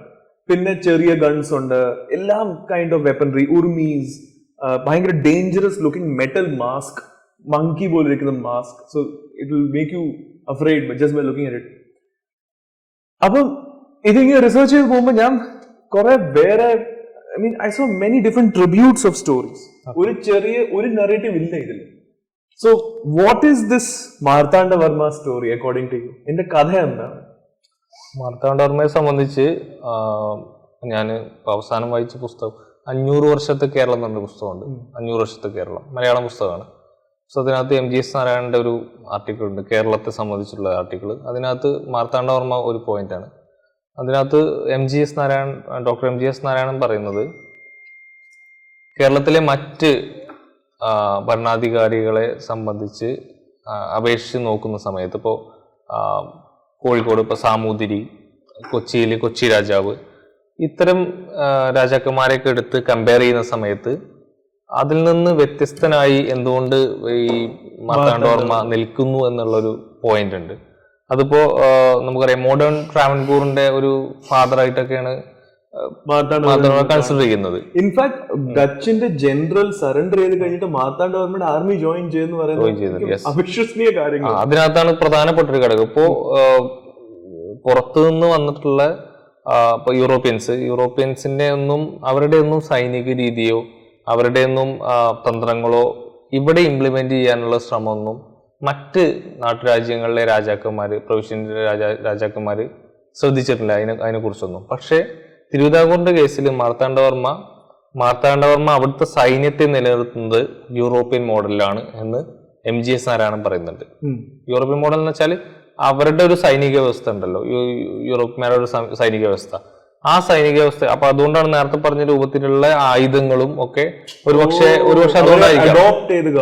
അതുകൊണ്ടായിരിക്കാം. അപ്പോ ഈ ഒരു പോയിന്റ് അതിനകത്ത് വരുന്നത് അവരുടെ സൈനിക വ്യവസ്ഥ വളരെ മികച്ചതായിരുന്നു എന്നും അത് യൂറോപ്യൻ അഡാപ്റ്റേഷൻ അതിനകത്ത് ഉണ്ട് എന്നുള്ളതും നമ്മുടെ തദ്ദേശീയമായിട്ടുള്ള ഒരുപാട് അറിവുകൾ നിൽക്കുമ്പോൾ തന്നെ ഇത്തരത്തിലുള്ള എന്താ പറയാ കാര്യങ്ങൾ സ്വീകരിച്ചുകൊണ്ട് സൈനിക വ്യവസ്ഥയിലെ നല്ലൊരു സൈന്യത്തെ രൂപീകരിച്ചെടുക്കാൻ മാർത്താണ്ഡവർമ്മ ശ്രമിച്ചിരുന്നു എന്നുള്ളൊരു കാര്യം പ്രധാനപ്പെട്ടതാണ്. വേറൊന്ന്, മാർത്താണ്ഡവർമ്മ മറ്റ് നാട്ടുരാജ്യങ്ങളിലെ രാജാക്കന്മാരെ അപേക്ഷിച്ച് in the case of trading, വ്യാപാരത്തിനകത്ത് മാർത്താണ്ഡവർമ്മയുടെ ഒരു പെർസ്പെക്റ്റീവ് വേറെ ആയിരുന്നു. അപ്പോൾ മാർത്താണ്ഡവർമ്മയെയും മറ്റ് രാജാക്കന്മാരെയും കമ്പയർ ചെയ്യുന്ന സമയത്ത് മാർത്താണ്ഡവർമ്മ തികച്ചും വ്യത്യസ്തനായിട്ട്, ഇത്തരത്തിലുള്ള കാര്യങ്ങൾ വ്യത്യസ്തനായിട്ട് നിൽക്കുന്നത് നമുക്ക് കാണാൻ പറ്റും. അപ്പോൾ ഒരു ട്രാവൻകൂറിന്റെ ഒരു ഇന്നത്തെ ഒരു അവസ്ഥയിലേക്കുള്ള ഒരു മാറ്റത്തിനൊക്കെ MGS ചൂണ്ടിക്കാണിക്കുന്നത് ഈ മാർത്താണ്ഡവർമ്മയുടെ തരത്തിലുള്ള പരിഷ്കാരങ്ങളെയാണ്. അപ്പൊ അത് മാത്രമല്ല, മാർത്താണ്ഡവർമ്മ ഭയങ്കര ഒരു പവർഫുൾ കളരിപ്പയറ്റ് ഫൈറ്റർ ആയിരുന്നു. അതൊരു സത്യം. അതെ അതെ, ഭയങ്കര ഒരു പവർഫുൾ ഫൈറ്റർ ആയിരുന്നു. അത്തരത്തിലുള്ള ഘടകങ്ങൾ അതിനകത്ത് പ്രവർത്തിച്ചിട്ടുണ്ടാവുമെന്നാണ് തോന്നുന്നത്. അതുപോലെ തന്നെ ഈ ട്രാവൻകൂറിന്റെ കേസ് പറയുമ്പോൾ പിൽക്കാലത്തുള്ള ഒരു സ്റ്റഡിയാണ്, G. അരുണിമ പറയുന്നൊരു ചരിത്രകാരിയുടെ ഒരു പഠനമുണ്ട്. അത് spaces body substance some questions while writing history of Travancore. ഇന്നത്തെ കോണ്ടെക്സ്റ്റിൽ നമ്മൾ ട്രാവൻകൂറിന്റെ ഹിസ്റ്ററി അല്ലെങ്കിൽ തിരുവനന്തപുരത്തിന്റെ ചരിത്രം എഴുതുന്ന സമയത്ത് ആസ് എ ഹിസ്റ്റോറിയൻ നമുക്ക് ഉണ്ടാവാൻ പോകുന്ന ബാരിയേഴ്സിനെ കുറിച്ചൊക്കെയാണ് പറയുന്നത്. അതിൽ ഉള്ളൊരു പ്രധാനപ്പെട്ടൊരു ഘടകം എന്ന് പറയുന്നത്, അവർ കുറച്ചുകൂടിയൊക്കെ മോഡേൺ ട്രാവൻകൂറിനെ വെച്ചിട്ടാണ് പഠിക്കുന്നതെങ്കിൽ പോലും അതിന്റെ കുറച്ച് റൂട്ട് ബാക്കിലുണ്ടെന്നാണ് ഞാൻ മനസ്സിലാക്കുന്നത്. അതെന്ന് വെച്ചാൽ അവർ പറയുന്നത് ഇന്നും അല്ലെങ്കിൽ അന്നത്തെ ഒരു കോണ്ടെക്സ്റ്റിൽ ട്രാവൻകൂർ എന്ന് പറയുന്നത് ഒരു ബ്രാഹ്മിൻ ടൗൺ ആണെന്ന് പറയുന്നത്. Trivandrum characterised as a Brahmin town എന്ന് വെച്ചുകൊണ്ട് അവര് ഇതിനെക്കുറിച്ച് കുറെ ഡീറ്റെയിൽ ചെയ്യുന്നുണ്ട്. പ്രിൻസിപ്പൽ ടെമ്പിൾസ് സ്ഥിതി ചെയ്യുന്നത് ഈ ടൗണിനകത്താണ്. ഇപ്പോ ഡിസ്ട്രിക്റ്റിൽ ആകെ ട്രിവാൻഡ്രം ഇന്നത്തെ തിരുവനന്തപുരം ഡിസ്ട്രിക്റ്റിനകത്ത് 81 അമ്പലങ്ങളാണ്, ടെമ്പിൾസ് ആണ് സ്ഥിതി ചെയ്യുന്നതെങ്കിൽ 51 ടെമ്പിൾസും ടൗണിനകത്താണ്. ഈ പറയപ്പെടുന്ന നമ്മൾ ഈ പറയുന്ന കോർ ടൗണിനകത്താണ് 51 വരുന്നത്. അതുപോലെ തന്നെ മൈനർ ടെമ്പിൾസ് എടുക്കുന്ന സമയത്ത് ഡിസ്ട്രിക്റ്റിനകത്ത് ആകെ മൊത്തം 53 ടെമ്പിൾസ് ഉള്ള സമയത്ത് 49 ടൗണിനകത്താണ് സ്ഥിതി ചെയ്യുന്നത്. അതുപോലെ തന്നെ പിന്നീട് ഇപ്പോൾ ഇന്ന് പറയപ്പെടുന്ന ടാഗ് ലൈൻ അന്ന് ഇൻഫീരിയർ കാസ്റ്റ് എന്ന് പറയപ്പെട്ടിരുന്ന ആളുകളുടെ വർഷിപ്പ് സെന്റർ എടുത്ത് നോക്കുകയാണെങ്കിൽ 35 ഡിസ്ട്രിക്റ്റിനകത്താണെങ്കിൽ അതിൽ 12 മാത്രമാണ് ടൗണിനകത്ത് ഉണ്ടായിരുന്നത്. അതുപോലെ മറ്റ് കാസ്റ്റ് ബേസ്ഡ് ചെറിയൊരു റിലീജിയസ് ബേസ്ഡ് നോക്കുന്ന സമയത്തൊക്കെ ഈ ഒരു ബ്രാഹ്മിൺ ഡോമിനൻസ് നമുക്ക് ഈ ടൗണിനകത്ത്, ട്രിവാൻഡ്രം ടൗണിനകത്ത് നമുക്ക് കാണാൻ പറ്റും. അപ്പോൾ ഇത് ജിയർണിമ പറയുന്നത് നമ്മുടെ ഹിസ്റ്ററി റൈറ്റിങ്ങിനകത്ത് ട്രിവാൻഡ്രം ചെയ്യുന്ന സമയത്ത് ഇത്തരത്തിലുള്ള കുറെ ബാരിയേഴ്സ് അല്ലെങ്കിൽ അതിന്റെ മെത്തഡോളജി രൂപീകരിക്കുന്ന സമയത്ത് റൈറ്റിങ്ങിന് ഈ ഇത്തരത്തിലുള്ള കുറച്ച് ഘടകങ്ങളൊക്കെ കാരണമാവുന്നു എന്നുള്ള രൂപത്തിൽ ഇതൊരു പ്രാക്ടീസ്ഡ് ടൗൺ, കറക്റ്റ് ഒരു ബ്രാഹ്മൺ പ്രാക്ടീസ്ഡ് ടൗൺ എന്നുള്ള രൂപത്തിലായിരുന്നു എന്നുള്ള പഠനങ്ങളൊക്കെയാണ് മുന്നോട്ട് വെക്കുന്നത്. അപ്പൊ അതിന്റെ റൂട്ടുകൾ ഉണ്ടാവാം എന്നാണ്. അപ്പൊ മാർത്താണ്ഡവർമ്മ ബ്രാഹ്മൺ ഹിംസെൽഫ് കറക്റ്റ് ബ്രാഹ്മൺ ഞാൻ ആ രൂപത്തിലല്ല പറഞ്ഞത്. പക്ഷെ അതിന്റെ ഒരു റൂട്ട് ഇപ്പൊ പത്മനാഭസ്വാമി ടെമ്പിള് നിൽക്കുന്ന ആ ഒരു സെന്റർ ഉണ്ടല്ലോ, ആ സെന്റർ ഇപ്പോഴും അവിടെ ബ്രാഹ്മൺ ടൗൺ ആണല്ലോ. ബ്രാഹ്മൺ ടൗൺ ആണ്, യെസ്. അപ്പൊ അതാണ് അത് കേരളത്തിലെ മറ്റേത് സ്ഥലത്തുള്ള ഇല്ലാത്തൊരു പ്രത്യേകത. തിരുവനന്തപുരത്ത് ആ ഒരു ടൗണിന് ഇപ്പോഴും ആ ഒരു കാസ്റ്റ് ഡൊമിനന്റ് ഹൈറാർക്കി ഒരു മെന്റാലിറ്റി നിലനിൽക്കുന്നുണ്ടെന്നാണ് എനിക്ക് തോന്നിയിട്ടുള്ളത്. അത് ഈ അരുണിമയുടെ മാർത്താണ്ഡവർമ്മ തമിഴിനായിരുന്നോ മലയാളിയായിരുന്നു? അത് അറിയില്ല എന്നെ കുറിച്ച്. ബിക്കോസ് ഒത്തിരി ആൾക്കാർ പറയുന്നത് മാർത്താണ്ഡവർമ്മ വർമ്മ ആക്ച്വലി ഇവിടുത്തെ ഒരു കാസ്റ്റ് ആണ്. വർമ്മ വെച്ചാല് ക്ഷത്രിയ വിഭാഗത്തിൽ പെടുന്ന ആളുകൾ, രാജാക്കന്മാര് ഉള്ളൊരു കാസ്റ്റ് ആണ് വർമ്മ എന്ന് പറയുന്നത്. അതിപ്പോഴും വർമ്മമാരുണ്ട്. വർമ്മമാര് ക്ഷത്രിയരാണ്. അവര് വേറെ ആ ടൗണിനെ നമ്മള് പട്ടർ ടൗൺ എന്നാ പറയുന്നത്. അങ്ങനെ അതിനൊരു പേര് പട്ടർ ടൗൺ. അപ്പൊ പട്ടർ തമിഴാണ്. പട്ടർ ബ്രാഹ്മിൺസിനെ പട്ടർ എന്ന് പറയും. ബ്രാഹ്മിൺസിലെ ഒരു വിഭാഗത്തെ പട്ടർമാര്, അയ്യര്, പട്ടര് ഇതെല്ലാം ബ്രാഹ്മിൺസ് സബ് കാസ്റ്റുകളായിട്ട് അറിയപ്പെടുന്ന വിഭാഗങ്ങളാണ്. വേറെ എന്തെങ്കിലും മാർത്താണ്ഡവർമ്മ ഞാൻ ഇത്രയും ചോദിക്കാൻ കാര്യം എന്ന് വെച്ചാൽ ബിക്കോസ് അങ്ങനത്തെ ഒരു ഭയങ്കര ഇൻട്രസ്റ്റിംഗ് കഥ ആയതുകൊണ്ട് അതില് ഒത്തിരി കഥകളുണ്ട് ഈ മാർത്താണ്ഡവർമ്മ റിലേറ്റഡ്. കളരിപ്പയറ്റ് എന്ന് പറഞ്ഞ ആർട്ട് അല്ലെ, ഒരു വീടിന്റെ ഒരു അതങ്ങനെ മലയാളത്തിൽ വേർഷൻ കിട്ടുന്നില്ല. പക്ഷെ എനിവേ ഈ കളരിപ്പയറ്റ് ഒത്തിരി വേറെ സ്റ്റൈൽസ് ഉണ്ട്. അപ്പം എന്നോട് ഇതിന്റെ ടീച്ചേഴ്സ് പറഞ്ഞത് ഓരോ സ്റ്റൈലും പഠിച്ചെടുക്കാൻ ഒരു 10-20 ഇയേഴ്സ് ആണ് പ്രാക്ടീസ് ചെയ്ത് മാസ്റ്റർ ചെയ്യാനുള്ള സമയം. അപ്പം ഈ കളരിപ്പയറ്റിന്റെ ഒരു ഭാഗമാണ് ഇപ്പം നമ്മൾ കുംഫു ആയിട്ട് കാണുന്നത്. ഇതിപ്പോ എല്ലാവർക്കും അറിയാം because after Tamil movie came out. Bodhidharma ഇവിടുന്ന് കൊണ്ടുപോയി അതില് കളരിപ്പയറ്റും ഉണ്ട്. പിന്നെ തമിഴില് ഇതിന്റെ വേറൊരു വേർഷൻ ഉണ്ട്, അതുകൊണ്ട് അങ്ങനെ എല്ലാം കൂടെ കൊണ്ടുപോയിട്ട് അവിടെ ആണ് അത് കുംഫു ആയി മാറും. അങ്ങനെ അത് ആ കുംഫു പിന്നെ കറാത്തി ആയി, കറാത്തി പിന്നെ കരാട്ടെ ആയി, അങ്ങനെയും വരുന്നുണ്ട്. പിന്നെ ജപ്പാനല്ല, ഇന്തോനേഷ്യയില് ഇത് പെങ്കാക് സിലാറ്റ് ആയി മാറി. ചില ആൾക്കാർ പറയുന്ന Pencak Silat might have influenced, might have, എനിക്ക് ഷുവർ അല്ല, നമ്മളുടെ main Muay Thai as a martial art. അതുകൊണ്ടാണ് ഒത്തിരി ആൾക്കാർ കളരിപ്പയറ്റിനെ very tough long martial art form 12 വർഷം എടുത്ത് പഠിച്ചെടുക്കാൻ, അതും ഒരു സ്റ്റൈൽ. അപ്പൊ ഈ മാർത്താണ്ഡവർമ്മ എന്ന് പറഞ്ഞ ആള് ഹിസ്റ്ററിയില് as far as what I read online, എനിക്ക് സോഴ്സസ് കംപ്ലീറ്റ് ആയിട്ട് ട്രസ്റ്റ് ഇല്ല, പക്ഷെ ഇതില് 90% സ്റ്റൈൽസ് മാസ്റ്റർ ചെയ്ത ഒരാളാണ്. അപ്പൊ അതൊരു വലിയ point, because as a warrior if you are mastering 90% of Kalaripayattu, very powerful. So what more do you know about him? വേറെ എന്തൊക്കെ അറിയാം മാർത്താണ്ഡവർമ്മയെ കുറിച്ച്? പേഴ്സണലി ഞാൻ ആ ഏരിയ പഠിച്ചിട്ടില്ല, ഇങ്ങനെ പഠിച്ചിട്ടില്ല. പകരം നമ്മൾ പഠിച്ചു പോകുന്ന കൂട്ടത്തിൽ ചില അങ്ങനെ ചെയ്തിട്ടേ ഉള്ളൂ, അതാണ്. അപ്പം സ്ട്രാറ്റജിക്കലി ഇന്ന് നമ്മൾ കേരളത്തിനെ നോക്കുമ്പം it's an economy based on tourism. Okay, എന്നാ ഹിസ്റ്റോറിക്കലി ആൾക്കാർ പറയുന്നത് it is A economy which is known as the temple centred economy. ഇത് സത്യമാണോ? അതെ അതെ, അതെന്താണ്? ഇത് MGSന്റെ തന്നെ വർക്കുകൾ എടുത്തിട്ട് പറയാം. അതിനകത്ത് നമ്മൾ മധ്യകാലഘട്ടത്തില് ഈ ബ്രാഹ്മൺ സെറ്റിൽമെന്റിനൊക്കെ ശേഷം അവര് റിസോഴ്സസ് ടെമ്പിൾ സെന്റേർഡ് ആക്കി വെക്കുന്ന ഒരു സിസ്റ്റം. അന്ന് നമ്മൾ ബ്രഹ്മസ്വവും ദേവസ്വവും അങ്ങനെ 2 തരത്തിലാണ് ഭൂമിയുടെ അധികാരത്തെ മാറ്റുന്നത്. ബ്രഹ്മസ്വം എന്ന് പറയുന്നത് ബ്രാഹ്മൺ കൈകാര്യം ചെയ്യുന്ന, ബ്രാഹ്മൺസ് കൈകാര്യം ചെയ്യുന്ന ഭൂമികളെയാണ് ബ്രഹ്മസ്വം എന്ന് പറയുന്നത്. ദേവസ്വം എന്ന് വെച്ചാൽ ഈ ടെമ്പിൾസുമായിട്ട് ബന്ധപ്പെട്ട് കിടക്കുന്നതാണ് ബ്രഹ്മസ്വം. അപ്പോൾ നമുക്ക് ഇതിന്റെ പഠനത്തിൽ ഇപ്പോൾ മോഡേൺ ടൈംസിൽ വന്നിട്ടുള്ള പുതിയൊരു എന്താ വെച്ചാൽ നമ്മൾ ഈ മിഡീവൽ പീരീഡിലൊക്കെ എന്തുകൊണ്ടായിരിക്കും ക്ഷേത്രങ്ങളെ കൂടുതൽ ആക്രമിച്ചിട്ടുണ്ടാവുക ഭരണാധികാരികൾ. മറ്റ് നാട്ടിലത്തെ ആളുകൾ ഇപ്പോൾ ഒരു നാട്ടുരാജ്യത്തെ ഭരണാധികാരി എന്തിനാണ് മറ്റേ നാട്ടിൽ പോയി അവിടുത്തെ ക്ഷേത്രങ്ങളെ ആക്രമിക്കുന്നത് എന്നുള്ള സാധനം അത് ഇന്ത്യയിലും ഉണ്ടായിരുന്നു. ഇന്ത്യയിലും പല സ്ഥലങ്ങളിലും കുറിച്ച് കേട്ടിട്ടുണ്ട്. പക്ഷെ ഇന്ത്യയിലത്തെ കിങ്സും അങ്ങനെ ചെയ്യുമായിരുന്നു. നാട്ടുരാജ്യങ്ങൾ പരസ്പരം ആക്രമിക്കുന്ന സമയത്ത്, കാരണം ടെമ്പിള് റിസോഴ്സ് സെന്റർ ആണ്, ടെമ്പിൾ എക്കണോമി കൈകാര്യം ചെയ്യുന്ന സെന്റർ ആണെന്നുള്ളതാണ് പ്രധാനപ്പെട്ട ഒരു ഘടകം. അതിനകത്ത് ഇന്ന് റീഡ് ചെയ്യുന്ന സമയത്ത് നമുക്ക് അതിൽ കുറച്ച് റിലേറ്റ് ചെയ്യാൻ പറ്റും. റിലീജിയസ് ഹേറ്റഡ്നെസ്സും ആ സാധനങ്ങളൊക്കെ ഫീൽ ചെയ്യാം. പക്ഷെ അന്നത്തെ കോണ്ടെക്സ്റ്റിൽ നോക്കുമ്പോൾ ടെമ്പിൾ എന്ന് പറയുന്നത് പ്യൂർ ആയിട്ട് അത് എക്കണോമിക് സെന്റേർഡ് ആണ്. ടെമ്പിൾ ആണ് എല്ലാ എന്താ പറയാ ലാൻഡിന്റെയും അവിടുത്തെ പ്രൊട്ടക്ഷന്റെയും മീൻ ഓഫ് പ്രൊഡക്ഷനും മോഡ് ഓഫ് പ്രൊഡക്ഷനും ഒക്കെ കൈകാര്യം ചെയ്യുന്നത് ഈ ടെമ്പിൾ ആണ്. ടെമ്പിൾ അതോറിറ്റീസ് ആണ് ഇതെല്ലാം കൈകാര്യം ചെയ്യുന്നത്. ടെമ്പിൾ സെന്റേർഡ് ആണ് ഈ നമ്മൾ പറയുന്ന എക്കണോമിക് സിസ്റ്റം നിലനിന്നിരുന്നത്. പിന്നീടാണ് അത് മാറി വരുന്നത്. അപ്പൊ ഈ പറയുന്ന മിഡീവൽ പീരീഡിലൊക്കെ ടെമ്പിൾ സെന്റേർഡ് ആയിട്ടുള്ള അതിനെക്കുറിച്ച് ഒരുപാട് പഠനങ്ങളുണ്ട്. ഇപ്പോൾ മധ്യകാല സ്വരൂപ നിധിയുടെ ചരിത്ര പാഠങ്ങൾ എന്ന് പറഞ്ഞിട്ട് ഡോക്ടർ M.R. രാഘവാര്യരുടെ പുസ്തകത്തിനകത്തൊക്കെ ഈ ഇതിനെക്കുറിച്ച് പറഞ്ഞു പോകുന്നുണ്ട്. അപ്പോൾ അത് യാഥാർത്ഥ്യമാണ്. കേരളത്തിന്റെ കോണ്ടെക്സ്റ്റിൽ മിഡീവൽ പീരീഡിൽ ടെമ്പിൾ സെന്റേർഡ് എക്കോണമി ആയിരുന്നു നിലനിന്നിരുന്നത്. അപ്പൊ ടെമ്പിൾ ആണ് ബിസിനസിനെ കൺട്രോൾ ചെയ്തുകൊണ്ടിരുന്നത്.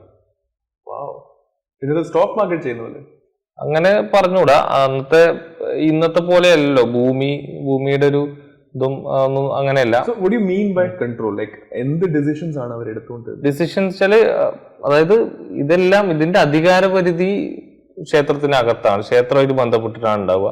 അവിടെ നടക്കുന്ന പ്രൊഡക്ഷനെല്ലാം കൺട്രോൾ ചെയ്യുന്നത് ഇന്നത്തെ നമ്മളുടെ ഒരു ഭൂമിക്കകത്ത് നമ്മൾ ചെയ്യുന്ന കാര്യങ്ങളുണ്ടല്ലോ പ്രൊഡക്ഷന് വേണ്ടി ബന്ധപ്പെട്ടതൊക്കെ, അതെല്ലാം അന്ന് ക്ഷേത്ര സംബന്ധമായിരുന്നു. വിഭവങ്ങൾ ക്ഷേത്രത്തിലാണ് കൊണ്ടുപോയി വെക്കുന്നത്, ക്ഷേത്രമാണ് അതിന് മുൻകൈ എടുക്കുന്നത്. അപ്പം ടെമ്പിൾ സെന്റേർഡ് എന്നുള്ള രൂപത്തിൽ ക്ഷേത്രബന്ധിയായിട്ടായിരുന്നു അന്നത്തെ ഉൽപാദന വ്യവസ്ഥ, എക്കണോമിക് സിസ്റ്റം നിലനിന്നിരുന്നതെന്നുള്ളതാണ് മനസ്സിലാക്കുന്നത്.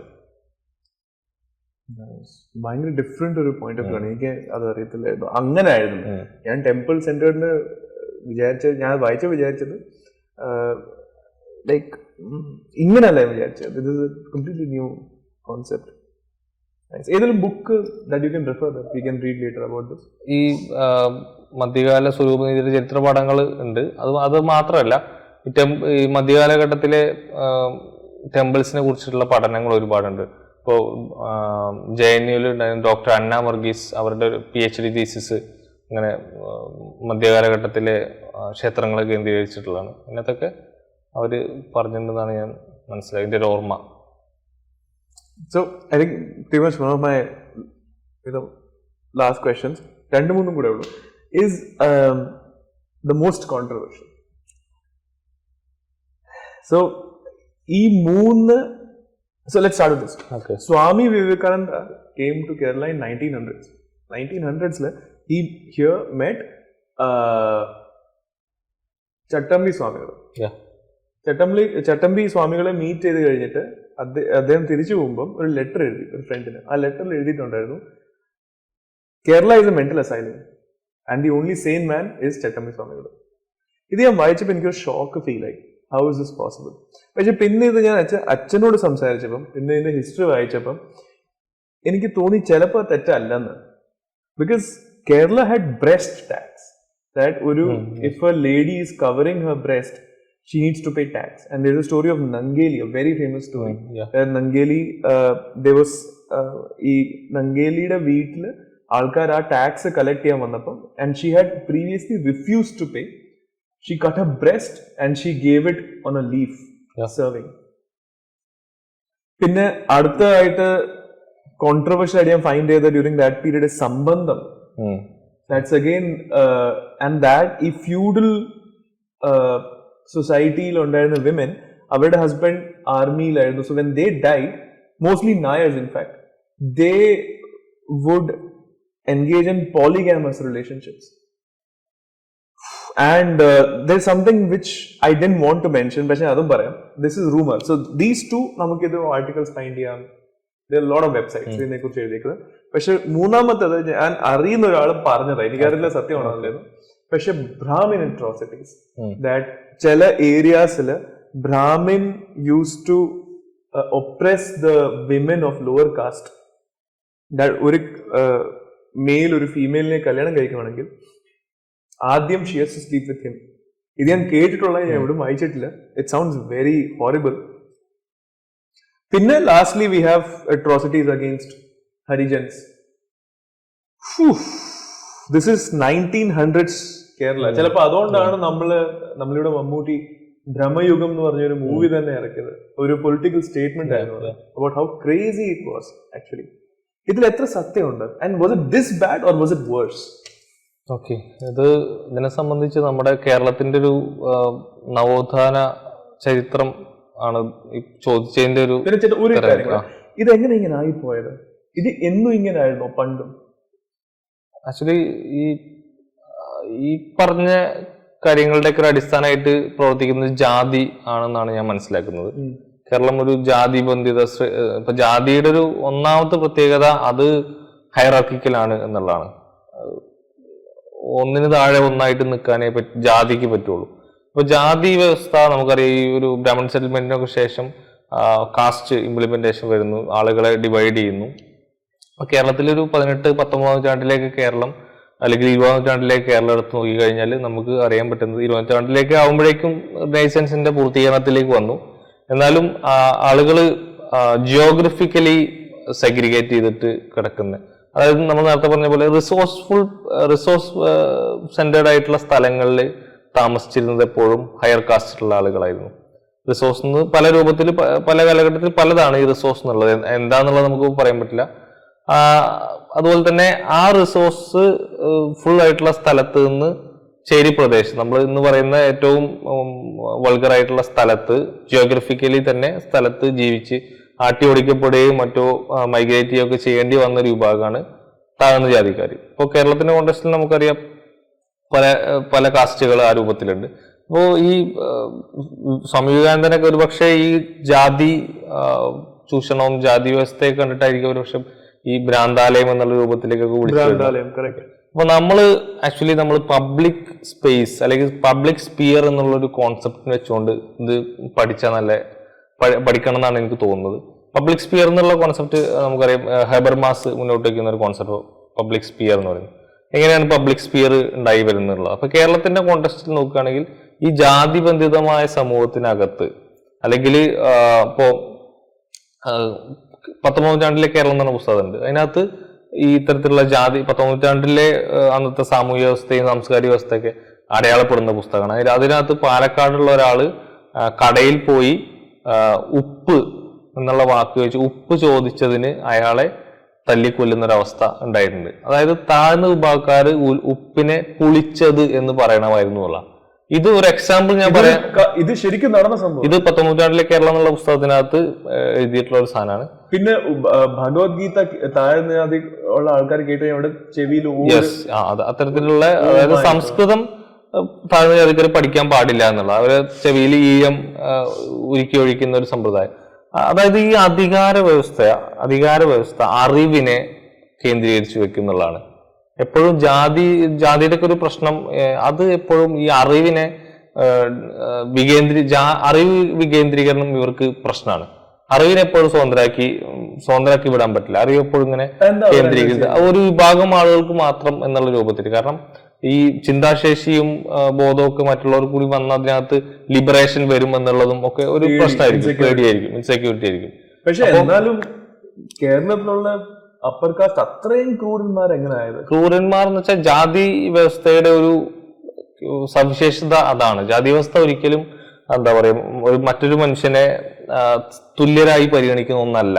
അതുകൊണ്ടാണ് ശ്രീനാരായണ ഗുരുവൊക്കെ കേരളത്തിന്റെ കോണ്ടെക്സ്റ്റിൽ പ്രധാനപ്പെട്ടൊരു സെന്ററായിട്ട്, നവോത്ഥാനത്തിൽ സെന്ററായിട്ട് നിൽക്കാനുള്ള കാരണവും ശ്രീനാരായണ ഗുരു മുന്നോട്ട് വെച്ചിട്ടുള്ള കാര്യങ്ങൾ. അന്ന് വരെ ഉണ്ടായിരുന്ന ശ്രീനാരായണ പ്രത്യേകത നമുക്കറിയാം. കല്ല് പ്രതിഷ്ഠിച്ചുകൊണ്ട് ഈഴവർക്കുള്ള ഇത് ഈഴവ ശിവനാണെന്ന് പറയുകയും നമ്മൾ ഉയർന്ന വിഭാഗക്കാരുടെ അമ്പലത്തിൽ ഇങ്ങനെ കയറേണ്ട ആവശ്യമില്ല എന്നുള്ളതും ഇത് നമ്മളെ ദൈവമാണെന്ന് പറയാനുള്ള ഒരു കാര്യം എന്താണെന്ന് വെച്ച് കഴിഞ്ഞാൽ ഈ ഒരു ജാതി ഡിസ്ക്രിമിനേഷൻ നിലനിന്നുകൊണ്ടാണ്. ഒരു വിഭാഗം ആളുകളെ ഒരു സ്ഥലത്ത് നിന്ന് മാറ്റി നിർത്തിക്കൊണ്ടുള്ള ഒരു അതിന് പറയുന്നത് തൊട്ടുകൂടാത്തവർ തീണ്ടിക്കൂടാത്തവർ ദൃഷ്ടിയിൽപ്പെട്ടാൽ ദോഷമുള്ളവർ എന്നാണ്. അത്രയും പ്രശ്നങ്ങളാണ്. തൊടാൻ പാടില്ല, നേരിട്ട് കാണാൻ പാടില്ല. ഓരോ ജാതികൾക്കും ഇത്ര അടി മാറി നിൽക്കണം എന്നുള്ള കണക്കുകൾ ഉണ്ടായിരുന്നു ജാതിയുടെ ആ ഒരു ഇതിനനുസരിച്ച്. ഇപ്പോ പുലയരിത്ര, പറയരിത്ര, ഇഴവരിത്ര, അങ്ങനെ അടിക്കണക്കിൽ ആളുകളെ മാറ്റി നിർത്തിക്കൊണ്ട് പബ്ലിക് എന്നുള്ളൊരു സാധനം ഇന്ന് നമ്മൾ പറയുന്നത് പബ്ലിക് റോഡ് എന്ന് നമ്മൾ പറയുമല്ലോ, അല്ലെങ്കിൽ പബ്ലിക് വാട്ടർ സോഴ്സ് എന്നൊക്കെ നമ്മൾ പറയുമല്ലോ. അന്ന് പബ്ലിക് എന്നുള്ള കോൺസെപ്റ്റ് ഇല്ല, അന്ന് പബ്ലിക് ഇല്ല. അപ്പൊ പബ്ലിക് റോഡിലൂടെ ഒരിക്കലും ഇപ്പൊ ഈ തമ്പുരാൻ നടക്കുന്ന അല്ലെങ്കിൽ ബ്രാഹ്മൺ നടക്കുന്ന റോഡിലൂടെ നടക്കാൻ ഒരു പുലയർക്ക് അവകാശമില്ലാത്തൊരു, അത്രയും ജനാധിപത്യം യൂണിഫൈങ് പബ്ലിക് ഒരു ടേം ഇല്ല. അന്നെല്ലാരും വേറെ വേറെ ആണ്. അതെ, എല്ലാരും കൂടെ യോജിച്ച് നിൽക്കുന്ന ഒരു കോമൺ സ്പേസ് ഇല്ല അവിടെ. ഇല്ല, ആളുകളൊക്കെ പല രീതിയിൽ ജാതിപരമായിട്ട് ഡിവൈഡ് ചെയ്യപ്പെട്ട ആളുകളാണ്. പക്ഷെ കേരളത്തില് ഇത്തരത്തിലുള്ള ഇതിന്റെ എല്ലാം മാറ്റിമറിച്ചുകൊണ്ട് വലിയ സമരങ്ങളുടെ ഭാഗമായിട്ടാണ് കേരളം ഇന്ന് കാണുന്ന ഒരു പബ്ലിക്കിലേക്ക്, ഒരു പബ്ലിക് സ്പിയർ കമ്മ്യൂണിസ്റ്റ് പാർട്ടി ഉണ്ട്.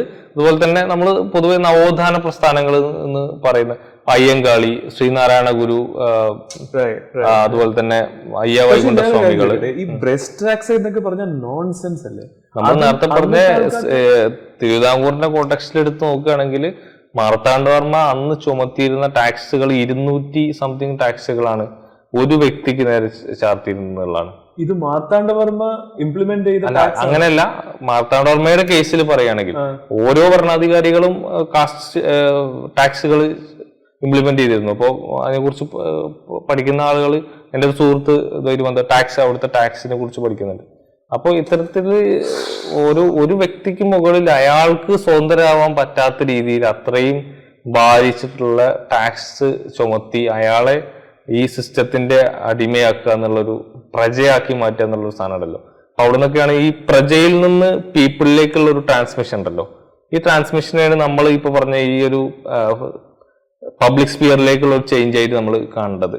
അപ്പൊ ഒരു രാജാവിന് കീഴിലുള്ള ഒരു പ്രജയിൽ നിന്ന് ഒരു എന്താ പറയുക, ജനാധിപത്യ, ഒരു സ്വതന്ത്രമായിട്ടുള്ള ഒരു വ്യക്തിയിലേക്കുള്ള ഒരു ഫോർമേഷൻ ഉണ്ടല്ലോ, ഒരു മാറ്റം. ഈ മാറ്റത്തെയാണ് നമ്മൾ നേരത്തെ പറഞ്ഞ പബ്ലിക് സ്പിയറിന്റെ ഫോർമേഷൻ എന്ന് പറയുന്നത്.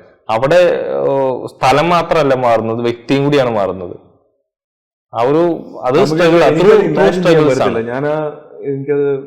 സ്ട്രഗിൾസ് ആണ് ഇതെല്ലാം സംഭവിക്കുന്നത്. ഇപ്പൊ നമുക്ക് കോട്ടയത്തിന്റെ കോണ്ടെക്സ്റ്റിൽ പറയാം.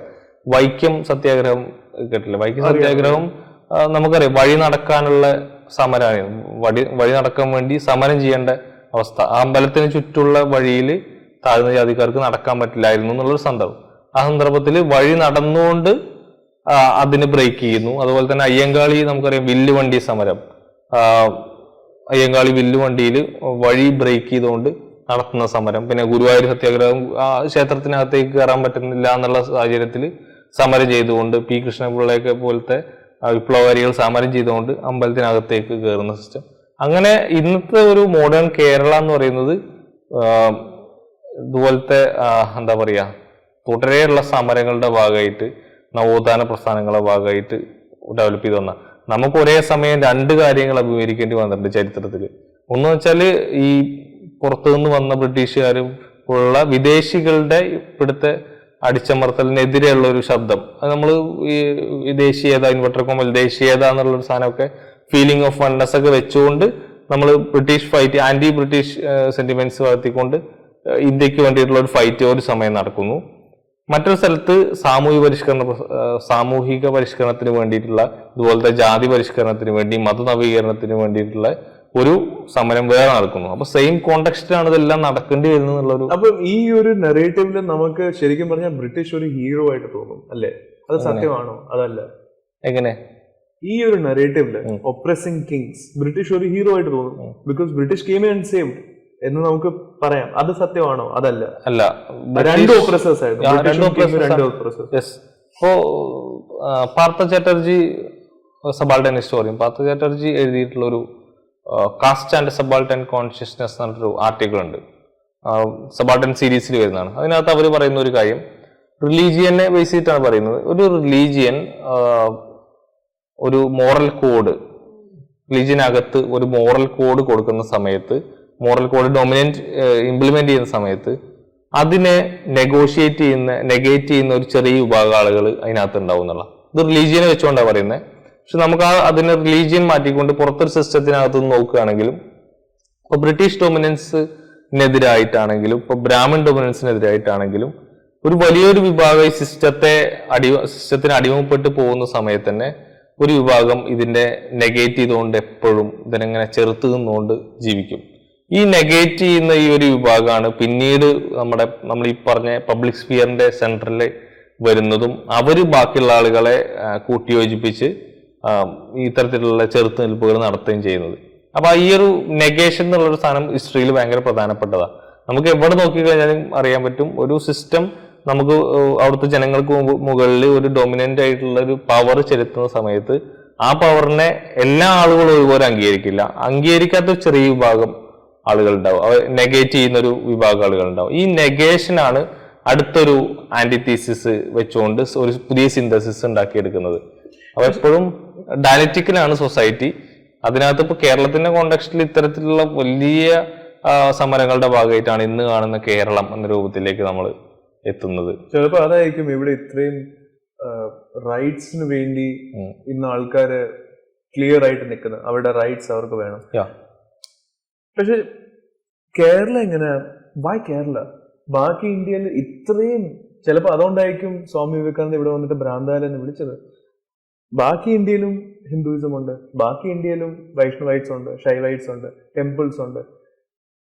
ഇത്രയും കേരളത്തിൽ എങ്ങനെ? അത് കേരളത്തിന്റെ മാത്രം പ്രത്യേകത അല്ലാന്ന് ഞാൻ മനസ്സിലാക്കുന്നത്. ഇപ്പോ ഇന്ത്യയിൽ മറ്റു സ്ഥലങ്ങളിലും ഇതുപോലെ തന്നെയാണ്. ജാതി വ്യവസ്ഥയ്ക്ക് ഈ ബൗണ്ടറി ഒരു ഘടകമല്ല. ജാതി ഇന്ത്യയിലാണ് അപ്ലൈ ചെയ്തത്. കാരണം ബ്രാഹ്മൺ സെറ്റിൽമെന്റ് കേരളത്തിൽ 32 പക്ഷെ ഇന്ത്യയിൽ പല സ്ഥലങ്ങളിലും ബ്രാഹ്മൺ സെറ്റിൽമെന്റ് നടന്നിട്ടുണ്ട്. ബ്രാഹ്മൺ സെറ്റിൽമെന്റ് നടന്ന സ്ഥലങ്ങളിലൊക്കെ അവര് ഇത്തരത്തിലുള്ള ജാതി ഇംപ്ലിമെന്റേഷന്റെ ഭാഗമായിട്ടാണ് മുന്നോട്ട് പോയിട്ടുള്ളത്. ആളുകളെ ഡിവൈഡ് ചെയ്തുകൊണ്ട് പ്യൂരിറ്റി ആൻഡ് പൊല്യൂഷൻ എന്നുള്ളതാണ് അതിന്റെ ബേസിക് കൺസെപ്റ്റ്. ഒരു ഭാഗത്തെ ശുദ്ധരായിട്ടും ഒരു ഭാഗത്തെ അശുദ്ധരായിട്ടും പരിഗണിച്ചു കഴിഞ്ഞാൽ ഇത് സെയിം സീൻ നമ്മളെ ജൂതന്മാരുടെ സ്ഥലത്തും ഉണ്ടായിരുന്നു.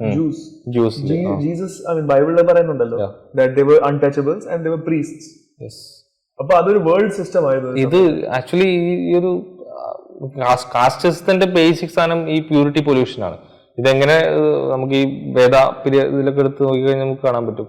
ഈ പ്യൂരിറ്റി പൊല്യൂഷൻ എന്നുള്ള കോൺസെപ്റ്റ് ഡെവലപ്പ് ചെയ്ത് വരികയും അത് പിന്നീട് ഒരു വിഭാഗത്തെ നമ്മൾ പൊല്യൂഷൻ എന്താ പറയാ മലിനമായിട്ടുള്ള ഒരു വിഭാഗമായിട്ട് കണക്കാക്കുകയും അവരെ നമ്മളെ തൊടാൻ പാടില്ല എന്നും അവരെ നമ്മളെ കാണാൻ പാടില്ല എന്നൊക്കെ പറഞ്ഞുകൊണ്ട് ഒരു ഡൊമിനൻസ്, ഒരു സിസ്റ്റം ഓഫ് ഡൊമിനൻസ് ചെലുത്തിക്കൊണ്ട് ഉള്ളൊരു ജീവിതം. അത് ഇന്ത്യയിൽ ഇപ്പോൾ ജാതി വ്യവസ്ഥ ഇപ്പൊ ഇപ്പോഴും നിലനിൽക്കുന്നത് നമുക്ക് പറയാൻ പറ്റും.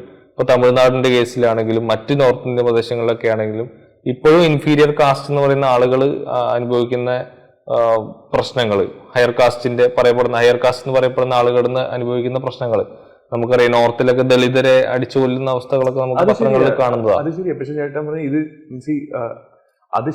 അത് ഡെഫിനറ്റ്ലി തെറ്റാണ്. പക്ഷെ അത് മാഡനിങ് ലെവലിൽ പോയില്ല. ഇത് മാഡനിങ് ലെവൽ, ഇത് ഓൾമോസ്റ്റ് ഭ്രാന്ത് ലെവലിൽ പോയില്ലേ? Breast tax, what is breast tax? So that's what my question was, why so bad? നമ്മൾ വളരെ ഇതൊരു സമരത്തിന്റെ ചരിത്രമുണ്ട് കേരളത്തിനകത്ത്. നമുക്ക് ഓരോ വ്യക്തി, ഇപ്പൊ സ്ത്രീകളുടെ കേസ് ജെൻഡർ ബേസ്ഡ് എടുക്കുകയാണെങ്കിൽ നമ്മൾ ഈ പറഞ്ഞ പോലെ നങ്ങലിയുടെ കേസൊക്കെ എടുത്ത് നോക്കുമ്പോൾ മറയ്ക്കാനുള്ള അവകാശത്തിന് വേണ്ടി അവര് സമരം ചെയ്ത് അങ്ങനെയാണ് ബ്ലൗസ് എന്നുള്ള സാധനം. അത് ബ്ലൗസ് ഉണ്ടായിരുന്നു, ഉയർന്ന വിഭാഗത്തിലുള്ള സ്ത്രീകൾക്ക് ബ്ലൗസ് ഉണ്ടായിരുന്നു. പക്ഷെ താഴ്ന്ന വിഭാഗത്തിലുള്ള ആളുകൾക്കാണ് ഈ പ്രശ്നം വരുന്നത്. അവരാണ് പിന്നെ ഈ സിസ്റ്റത്തോട് ഫൈറ്റ് ചെയ്ത് അവർ ആ ഒരു അവകാശം നേടിയെടുക്കുന്നത്. അപ്പൊ ഡ്രസ്സ് എന്നുള്ളത് സത്യമാണ്. എന്താ വെച്ചാൽ ഇതിനും ഒത്തിരി ആൾക്കാർ ഓൺലൈൻ ഡിബേറ്റ് ചെയ്യുന്നുണ്ട്. ഇത് സത്യമല്ല, ഇത് ബ്രിട്ടീഷേഴ്സ് ഉണ്ടാക്കിയ കഥയാണ്, ബ്രസ്റ്റ് ടാക്സ് ഇല്ലായിരുന്നു എന്നുള്ളത്. പക്ഷെ ബ്രസ്റ്റ് ടാക്സ് സത്യമായിരുന്നു. ടാക്സുകൾ, ഒരുപാട് ടാക്സുകൾ ഉണ്ടായിട്ടുണ്ട്. അതൊക്കെ ഈ കാസ്റ്റ് സിസ്റ്റത്തിന്റെ ഭാഗമായിട്ടാണ് നമുക്ക് മനസ്സിലാക്കാൻ പറ്റുന്നത്. ഇപ്പോൾ നമ്മളൊരു നവോത്ഥാനത്തിന് ശേഷം ഒരു നവകേരളം എന്നുള്ള രൂപത്തിലൊക്കെ വരുന്ന സമയത്ത് ആളുകൾ ഇത്തരത്തിൽ നവോത്ഥാന പ്രസ്ഥാനങ്ങൾ, സാമൂഹിക പരിഷ്കരണ പ്രസ്ഥാനങ്ങൾ, ഇതിന്റെയൊക്കെ ഭാഗമായി ഫൈറ്റിലൂടെയാണ് ഇന്ന് കാണുന്ന ഒരു കേരളത്തിന്റെ പബ്ലിക് സ്ഫിയർ, പൊളിറ്റിക്കൽ ബൗണ്ടറി ഉണ്ടായി വന്നിട്ടുള്ളത് എന്നുള്ളതാണ്.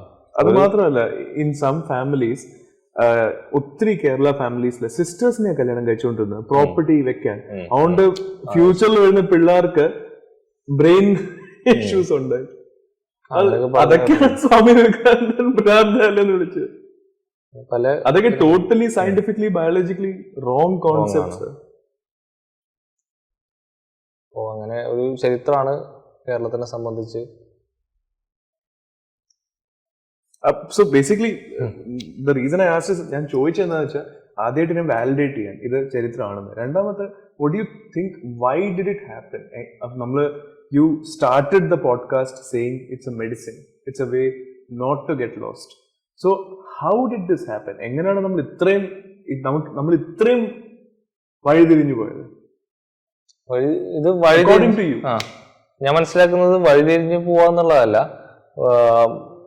ഇപ്പോൾ നമ്മൾ പൊതുവെ പറയപ്പെടുന്ന പോലെ ഈ ബ്രാഹ്മൺ സെറ്റിൽമെന്റിന് ശേഷം ഒരു ഡൊമിനന്റ് ആയിട്ടുള്ള ഒരു ഐഡിയോളജി സമൂഹത്തിൽ ഇംപ്ലിമെന്റ് ചെയ്യുകയും അതിന് കാസ്റ്റ് പോലത്തെ ഒരു ഐഡിയോളജി ഇംപ്ലിമെന്റ് ചെയ്യുകയും അത് ആളുകളെ പരസ്പരം ഡിവൈഡ് ചെയ്യുകയും, പ്രത്യേകിച്ച് ഇപ്പോൾ ഹ്യൂമൻ ജിയോഗ്രഫിയിലൊക്കെ നമ്മൾ പറയാറുണ്ട്, ഹ്യൂമൻ ജിയോഗ്രഫിയിൽ ഈ സ്ഥലങ്ങളെ ഡിവൈഡ് ചെയ്യുന്നതിൻ്റെ ഒരു ഇതുണ്ട്. ഒരു ഫംഗ്ഷൻ വെച്ചിട്ടാണ് സ്ഥലങ്ങളെ ഡിവൈഡ് ചെയ്യുക. അപ്പോൾ ചില സ്ഥലങ്ങൾ ചില ആളുകൾ പോകാൻ പാടില്ല, ചില സ്ഥലങ്ങൾ സേക്രട്ടായി മാറുകയും ചിലത് സേക്രട്ട് അല്ലാതായി മാറുകയും. ഇപ്പോൾ നമുക്ക് ഒരു കാര്യം എടുക്കാം. കോഴിക്കോടിന്റെ കേസിൽ കോഴിക്കോട് തളി ക്ഷേത്രം സ്ഥിതി ചെയ്യുന്നത് ഒരു വിഭവസമൃദ്ധമായ ഒരു നഗരത്തിനകത്താണ് തളി ക്ഷേത്രം സ്ഥിതി ചെയ്യുന്നത്. പക്ഷെ ആ തളി ക്ഷേത്രത്തിന്റെ അവശിഷ്ടങ്ങളും ആ നഗരത്തിന്റെ അവശിഷ്ടങ്ങളൊക്കെ ഒലിച്ചു ചെല്ലുന്ന ഒരു സ്ഥലം, ഒരു ചേരി, പറയഞ്ചേരി എന്ന് പറയും. അവിടെയാണ് ഒരു വിഭാഗം അധസ്ഥ വിഭാഗക്കാർ താമസിക്കുന്നത്. അപ്പൊ ഇന്നും നമുക്ക് ഈ ജിയോഗ്രഫിയിൽ ഇത് കാണാൻ പറ്റുന്നതാണ്. ഒരു നമ്മളാ പറയുന്ന പോലത്തെ കാസ്റ്റ് സിസ്റ്റം ഇന്ന് അത്രയും കൂടുതൽ വർക്ക് ചെയ്യുന്നില്ലെങ്കിൽ പോലും ഈ ആളുകളെ ഭൂമിശാസ്ത്രപരമായിട്ട് സെഗ്രിഗേറ്റ് ചെയ്യുന്ന പരിപാടി കേരളത്തിന്റെ കോണ്ടെക്സ്റ്റിലല്ല, ഞാൻ മൊത്തത്തിലാണ് പറയുന്നത്. പുതിയ മാറ്റങ്ങൾ സംഭവിക്കും. വിഭവസമൃദ്ധമായ ഏരിയകൾ ഡെവലപ്പ് ചെയ്ത് വരുന്ന സമയത്ത് അവിടെ ജീവിച്ചിരുന്ന ആളുകൾ, ഇപ്പൊ നമുക്ക് കമ്മട്ടിപ്പാട സിനിമയൊക്കെ നമുക്ക് അറിയാം. കമ്മട്ടിപ്പാടൊക്കെ എങ്ങനെ ഇന്നത്തെ എറണാകുളം, അന്നത്തെ കമ്മട്ടിപ്പാടം. അപ്പോൾ എറണാകുളം എന്ന് പറഞ്ഞാൽ വിഭവസമൃദ്ധമായ ഒരു ഏരിയ വരിക, അവിടെ ഭരണാധികാരികൾ ഉണ്ടാവുകയും അവിടെ ഒരു വലിയൊരു ഒഫീഷ്യൽ സമൂഹം ഉണ്ടാവുന്ന സമയത്ത് അവിടെ തദ്ദേശീയരായി ജീവിച്ചിരുന്ന ആളുകൾ പുറന്തള്ളപ്പെടും. ആ സമൂഹത്തിൽ നിന്ന് പുറന്തള്ളപ്പെടുന്ന ഒരു സിസ്റ്റം ഉണ്ട്. അതിപ്പോഴും ഉള്ള, നമുക്ക് ഏത് സൊസൈറ്റി, ഏത് സിറ്റി എടുത്തു നോക്കിക്കഴിഞ്ഞാലും ആ സിറ്റിയുടെ പഴയ ഒരു ചരിത്രം എടുത്താൽ അവിടെ അന്ന് ജീവിച്ചിരുന്ന ആളുകളുടെ തലമുറ ഇന്ന് എവിടെയാണ് ജീവിക്കുന്നത് നമുക്ക് അറിയാൻ പറ്റും. അവര് ഒരു സെഗ്രിഗേറ്റ് ചെയ്യപ്പെട്ടിട്ടുണ്ടാവും. അത് ഹ്യൂമൻ ജിയോഗ്രഫിന്റെ പ്രധാനപ്പെട്ട ഒരു ഘടകം. അത് ഈ റെഡ് ഇന്ത്യൻസ്, കാനഡ, അതെ, അവര് മാറ്റി നിർത്തപ്പെടുന്ന ഒരു സംഭവം. കാനഡയിൽ നടന്ന റെഡ് ഇന്ത്യൻസ്, അമേരിക്കയിൽ നടന്ന റെഡ് ഇന്ത്യൻസ്, എല്ലാവരും പോലെ തരത്തിലുള്ള കാര്യങ്ങളൊക്കെ ഇന്നും നടക്കുന്നതാണ്. അപ്പോൾ ചരിത്രം ഒരു പ്രതിരോധത്തിന്റെ മാർഗമായിട്ടാണ് നമ്മൾ ഇതെല്ലാം നമ്മൾ അറിഞ്ഞിരിക്കുക. ചരിത്രത്തിനകത്ത് നടന്നിട്ടുള്ള കാര്യങ്ങൾ അറിഞ്ഞിരിക്കുക എന്നുള്ളത് ഭാവിയിൽ സംഭവിക്കാനുള്ള അപകടങ്ങളെ തരണം ചെയ്യാനുള്ള ഒരു കാര്യം, അതുമായിട്ടാണ് നമ്മൾ എടുക്കേണ്ടത്. ഡാർക്ക് സീൻ ആയില്ലേ towards the end. Last question അത് വെച്ചോണ്ട് ഓക്കെ. പിന്നെ ചേട്ടനപ്പം ഈ കേരള ഹിസ്റ്ററിയിൽ നിന്ന് ഉണ്ടായ നല്ല ലേണിംഗ്സ് എന്താണ്? What are some points that you can remember? Kerala ഹിസ്റ്ററിയിൽ നിന്ന് ഉണ്ടായ ലേണിംഗ്സ് എന്നുള്ളതിനേക്കാളും ഞാനിപ്പോ നമ്മൾ ആദ്യം പാഠപുസ്തകങ്ങളിൽ പഠിക്കുന്നതിന് നമുക്ക് ഒരുപാട് ലിമിറ്റുകളുണ്ട്. പാഠപുസ്തകങ്ങൾ നമ്മൾ ഉദ്ദേശിച്ച എന്താ പറയുക, ഒരു particular study of particular content ആണ് അതിനകത്ത് ഉണ്ടാവുക. നമ്മൾ ഇപ്പോൾ പ്രധാനപ്പെട്ട ബിപിൻ ചന്ദ്രയൊക്കെ എഴുതിയിട്ടുള്ള ഇന്ത്യ ചരിത്രമൊക്കെ ഉണ്ട്, ബിപിൻ ചന്ദ്രയുടെ ഒക്കെ. അതിനകത്തൊക്കെ ഇതിന്റെ പേഴ്സ്പെക്റ്റീവില് ഭയങ്കര വ്യത്യാസം. അത് ഒരു അംബ്രല ലെവലിൽ നിന്നുകൊണ്ടുള്ള കോൺസെപ്റ്റാണ് ഹിസ്റ്ററി റൈറ്റിങ്ങിലൊക്കെ അവർ സ്വീകരിച്ചിട്ടുള്ളത്, മുകളിൽ നിന്ന് നോക്കുന്ന രീതിയിൽ. അപ്പൊ അതിനകത്ത് ഇപ്പോൾ ചരിത്രത്തിൽ പല ഘട്ടങ്ങളിലും നമ്മൾ ഈ പറയുന്ന സമരങ്ങളിലാണെങ്കിലും പബ്ലിക് സ്പിയറിന്റെ രൂപീകരണത്തിനകത്തൊക്കെ നമുക്ക് ഈ തൊഴിലാളി എന്ന് പറയുന്ന ഒരു വിഭാഗം നഷ്ടപ്പെടുന്നുണ്ട് ചരിത്രത്തിൽ പല എഴുത്തുകളിലും. തൊഴിലാളി എന്ന് വെച്ചാൽ ഈ ഫൈറ്റ് ചെയ്യുന്ന ഒരു വിഭാഗം ഉണ്ടല്ലോ, ഫൈറ്റ് ചെയ്യുന്ന ആ ഒരു വിഭാഗത്തെ നഷ്ടപ്പെടുന്നു. അപ്പൊ ഈ തൊഴിലാളികളുടെ ഒരു ചരിത്രത്തെ നമുക്ക് റീക്രിയേറ്റ് ചെയ്യേണ്ടതായിട്ടുണ്ട്. റീക്രിയേറ്റ് വെച്ചാൽ പഠിച്ചെടുക്കേണ്ടതായിട്ടുണ്ട്. എല്ലാത്തിനകത്തും തൊഴിലാളികളുണ്ട്. അപ്പോൾ പക്ഷെ നമ്മൾ ആ ഉയർന്ന ഒരു ക്രീമി ലെയറിനെ മാത്രമേ നമുക്ക് അടയാളപ്പെടുത്തി പോവുള്ളൂ ചരിത്രത്തിൽ. ഇപ്പോൾ ഗവൺമെന്റ് രേഖകൾ, ഇപ്പോൾ ബ്രിട്ടീഷ് പീരീഡിലാണെങ്കിൽ ആർക്കൈവ്സിലൊക്കെ രേഖപ്പെടുത്തി വെച്ചിട്ടുള്ള ഒഫീഷ്യൽ മാറ്റേഴ്സ് ആണ്. അതിനകത്തൊന്നും അന്ന് ജീവിച്ചിരുന്ന എന്താ പറയാ ഈ ലേമാൻ എന്ന് പറയപ്പെടുന്ന ഈ ഭാഗം പ്രൂഫേ ഇല്ല, ഉണ്ടാവില്ല. അത് ഭയങ്കര ഷോക്കിംഗ് ആയിരുന്നു എനിക്കും. നമ്മൾ ഇന്ത്യൻ ആയിട്ട് നമ്മളെ ഇന്ത്യൻ ക്വിസീനെ കുറിച്ച് പ്രീ 1500 നമുക്കൊരു ഐഡിയ ഇല്ല. ഞാൻ കഷ്ടപ്പെട്ട് തേടി റിസർച്ച് ചെയ്ത് എനിക്ക് ഒരു കന്നഡ ലേഡീന്റെ ക്വിസീൻ കിട്ടി. അത് മൊത്തമായിട്ട് കിട്ടിയിട്ടില്ല. പാർട്സ് ആൻഡ് ഇന്റർനെറ്റ് നമുക്ക് ജസ്റ്റ് പാർട്സ് ആൻഡ് പീസ് ആയിട്ട് കിട്ടും. നമുക്ക് പീസ് ടുഗദർ. അതിൻ്റെ അകത്ത് അന്നത്തെ കാലത്ത് ഉണ്ടാക്കിക്കൊണ്ടിരുന്ന dishes are very different from what is made today. അപ്പം the common man had no documentation. അതാണ് ആർക്കൈവിംഗിന്റെ ഒരു പ്രശ്നം. ഈ ഓറൽ ഹിസ്റ്ററി ചരിത്രത്തിനകത്തേക്ക് വരാനുള്ള ഒരു ഘടകം തന്നെയാണ്. ഇപ്പൊ നമുക്ക് 1980 ശേഷം ഓറൽ ഹിസ്റ്ററി എന്ന് പറഞ്ഞിട്ടൊരു പുതിയൊരു സ്ട്രീം തന്നെ വന്നിട്ടുണ്ട്. അത് നമ്മൾ ഈ എന്താ പറയുക ഓർമ്മകളിലൂടെ ഉള്ളൊരു സഞ്ചാരമാണത്. അടയാളപ്പെടുത്താതെ പോയ മനുഷ്യരുടെ ജീവിതം അവരുടെ ഓർമ്മകളിൽ നിന്ന് റീക്രിയേറ്റ് ചെയ്യാന്നുള്ള ഒരു സാധനമാണ് ഈ ഓറൽ ഹിസ്റ്ററി എന്ന് പറയുന്നത്. അപ്പൊ ആ ഓറൽ ഹിസ്റ്ററി ഇപ്പോൾ വലിയ രീതിയിൽ അതിന് പ്രചാരം കിട്ടുന്നുണ്ട്. ലോകതലത്തിൽ തന്നെയും ഒക്കെ ഓറൽ ഹിസ്റ്ററി, ലോക്കൽ ഹിസ്റ്ററി എന്നുള്ള രീതിയിലൊക്കെ, local history as international, local history ഒരു പ്രദേശത്തിന്റെ ചരിത്രം പഠിക്കുക എന്നുള്ളൊരു പോയിന്റ് വ്യൂവിലൊക്കെ അതിലേക്കൊക്കെ ചരിത്രം അതാണ് ഞാനിപ്പോ ചെയ്യുന്നത്. നൈസ്. അല്ല പ്രൊഫഷണലി അല്ല, പക്ഷെ ഇൻ എ വേ ഞാൻ ആൾക്കാരോട് പോയി ഇന്റർവ്യൂ എടുക്കുമ്പോൾ ഞാൻ കഥകൾ അവിടെ അറിയുന്നു, റെക്കോർഡ് ചെയ്യുന്നു. ഒഫീഷ്യലി ലഭിക്കാത്ത രേഖകൾ നമുക്ക് പക്ഷെ നമുക്ക് വെരിഫൈ ചെയ്യാൻ പറ്റില്ല. അതൊരു കാര്യമാണ്, അത് ഒരു ഘടകമാണ്. പക്ഷെ ഇവരുടെ ഓർമ്മകളും ചരിത്രമാണ് എന്നുള്ളത് ഒരു യാഥാർത്ഥ്യമാണ്. ഓരോ കാലഘട്ടത്തിൽ ജീവിച്ച ആളുകളുടെ ഓർമ്മകൾ, മെമ്മറി പ്രധാനപ്പെട്ടതാണല്ലോ. അപ്പോ അതും ഇപ്പൊ ഓർമ്മക്കുറിപ്പുകൾ ചരിത്രത്തിൽ പ്രധാനപ്പെട്ട ഒരു ഉപാദാനം, നമ്മളെ പ്രൈമറി സോഴ്സ് ആണ് നമ്മുടെ ഓർമ്മക്കുറിപ്പുകളും ജീവചരിത്രവും ഡയറിയും ഒക്കെ. അപ്പൊ ഇതൊന്നും എഴുതാൻ പറ്റാത്തൊരു വിഭാഗത്തിന്റെ അടുത്ത് നമ്മൾ നേരിട്ട് പോയിട്ട് ആ ഓറൽ ഹിസ്റ്ററി വഴി ഇത് കളക്ട് ചെയ്യുന്നത്, അവരുടെ അടുത്തുള്ള അറിവ് നമ്മൾ എടുക്കുക എന്നുള്ളൊരു കാര്യം. ഇനി എനിക്ക് തോന്നുന്നു ഇപ്പൊ ഒരു പൊതുവെ ചരിത്രത്തെ അഭിമുഖീകരിക്കുന്ന ആളുകളോ അല്ലെങ്കിൽ പൊതുവെ ഉള്ള ആളുകൾക്ക് ചരിത്രത്തെ ഇഷ്ടപ്പെടുന്ന ആളുകളൊക്കെ വായിച്ചിട്ടുണ്ട് ഒരു 2-3 പുസ്തകങ്ങൾ. എനിക്ക് തോന്നുന്നു ഈ ഗോർഡൻ ചൈൽഡിന്റെ മാൻ മേക്ക് ഹിംസെൽഫ് എന്നൊരു പുസ്തകമുണ്ട്. അത് നമ്മുടെ ഒരു ജീവിതം എങ്ങനെ ഡെവലപ്പ് ചെയ്ത് വരുന്നതിനെ കുറിച്ചും, അതുപോലെ തന്നെ D Kosambi, Indian historian D കൊസാംബിയുടെ മിത്ത് ആൻഡ് റിയാലിറ്റി എന്ന് പറഞ്ഞ പുസ്തകം.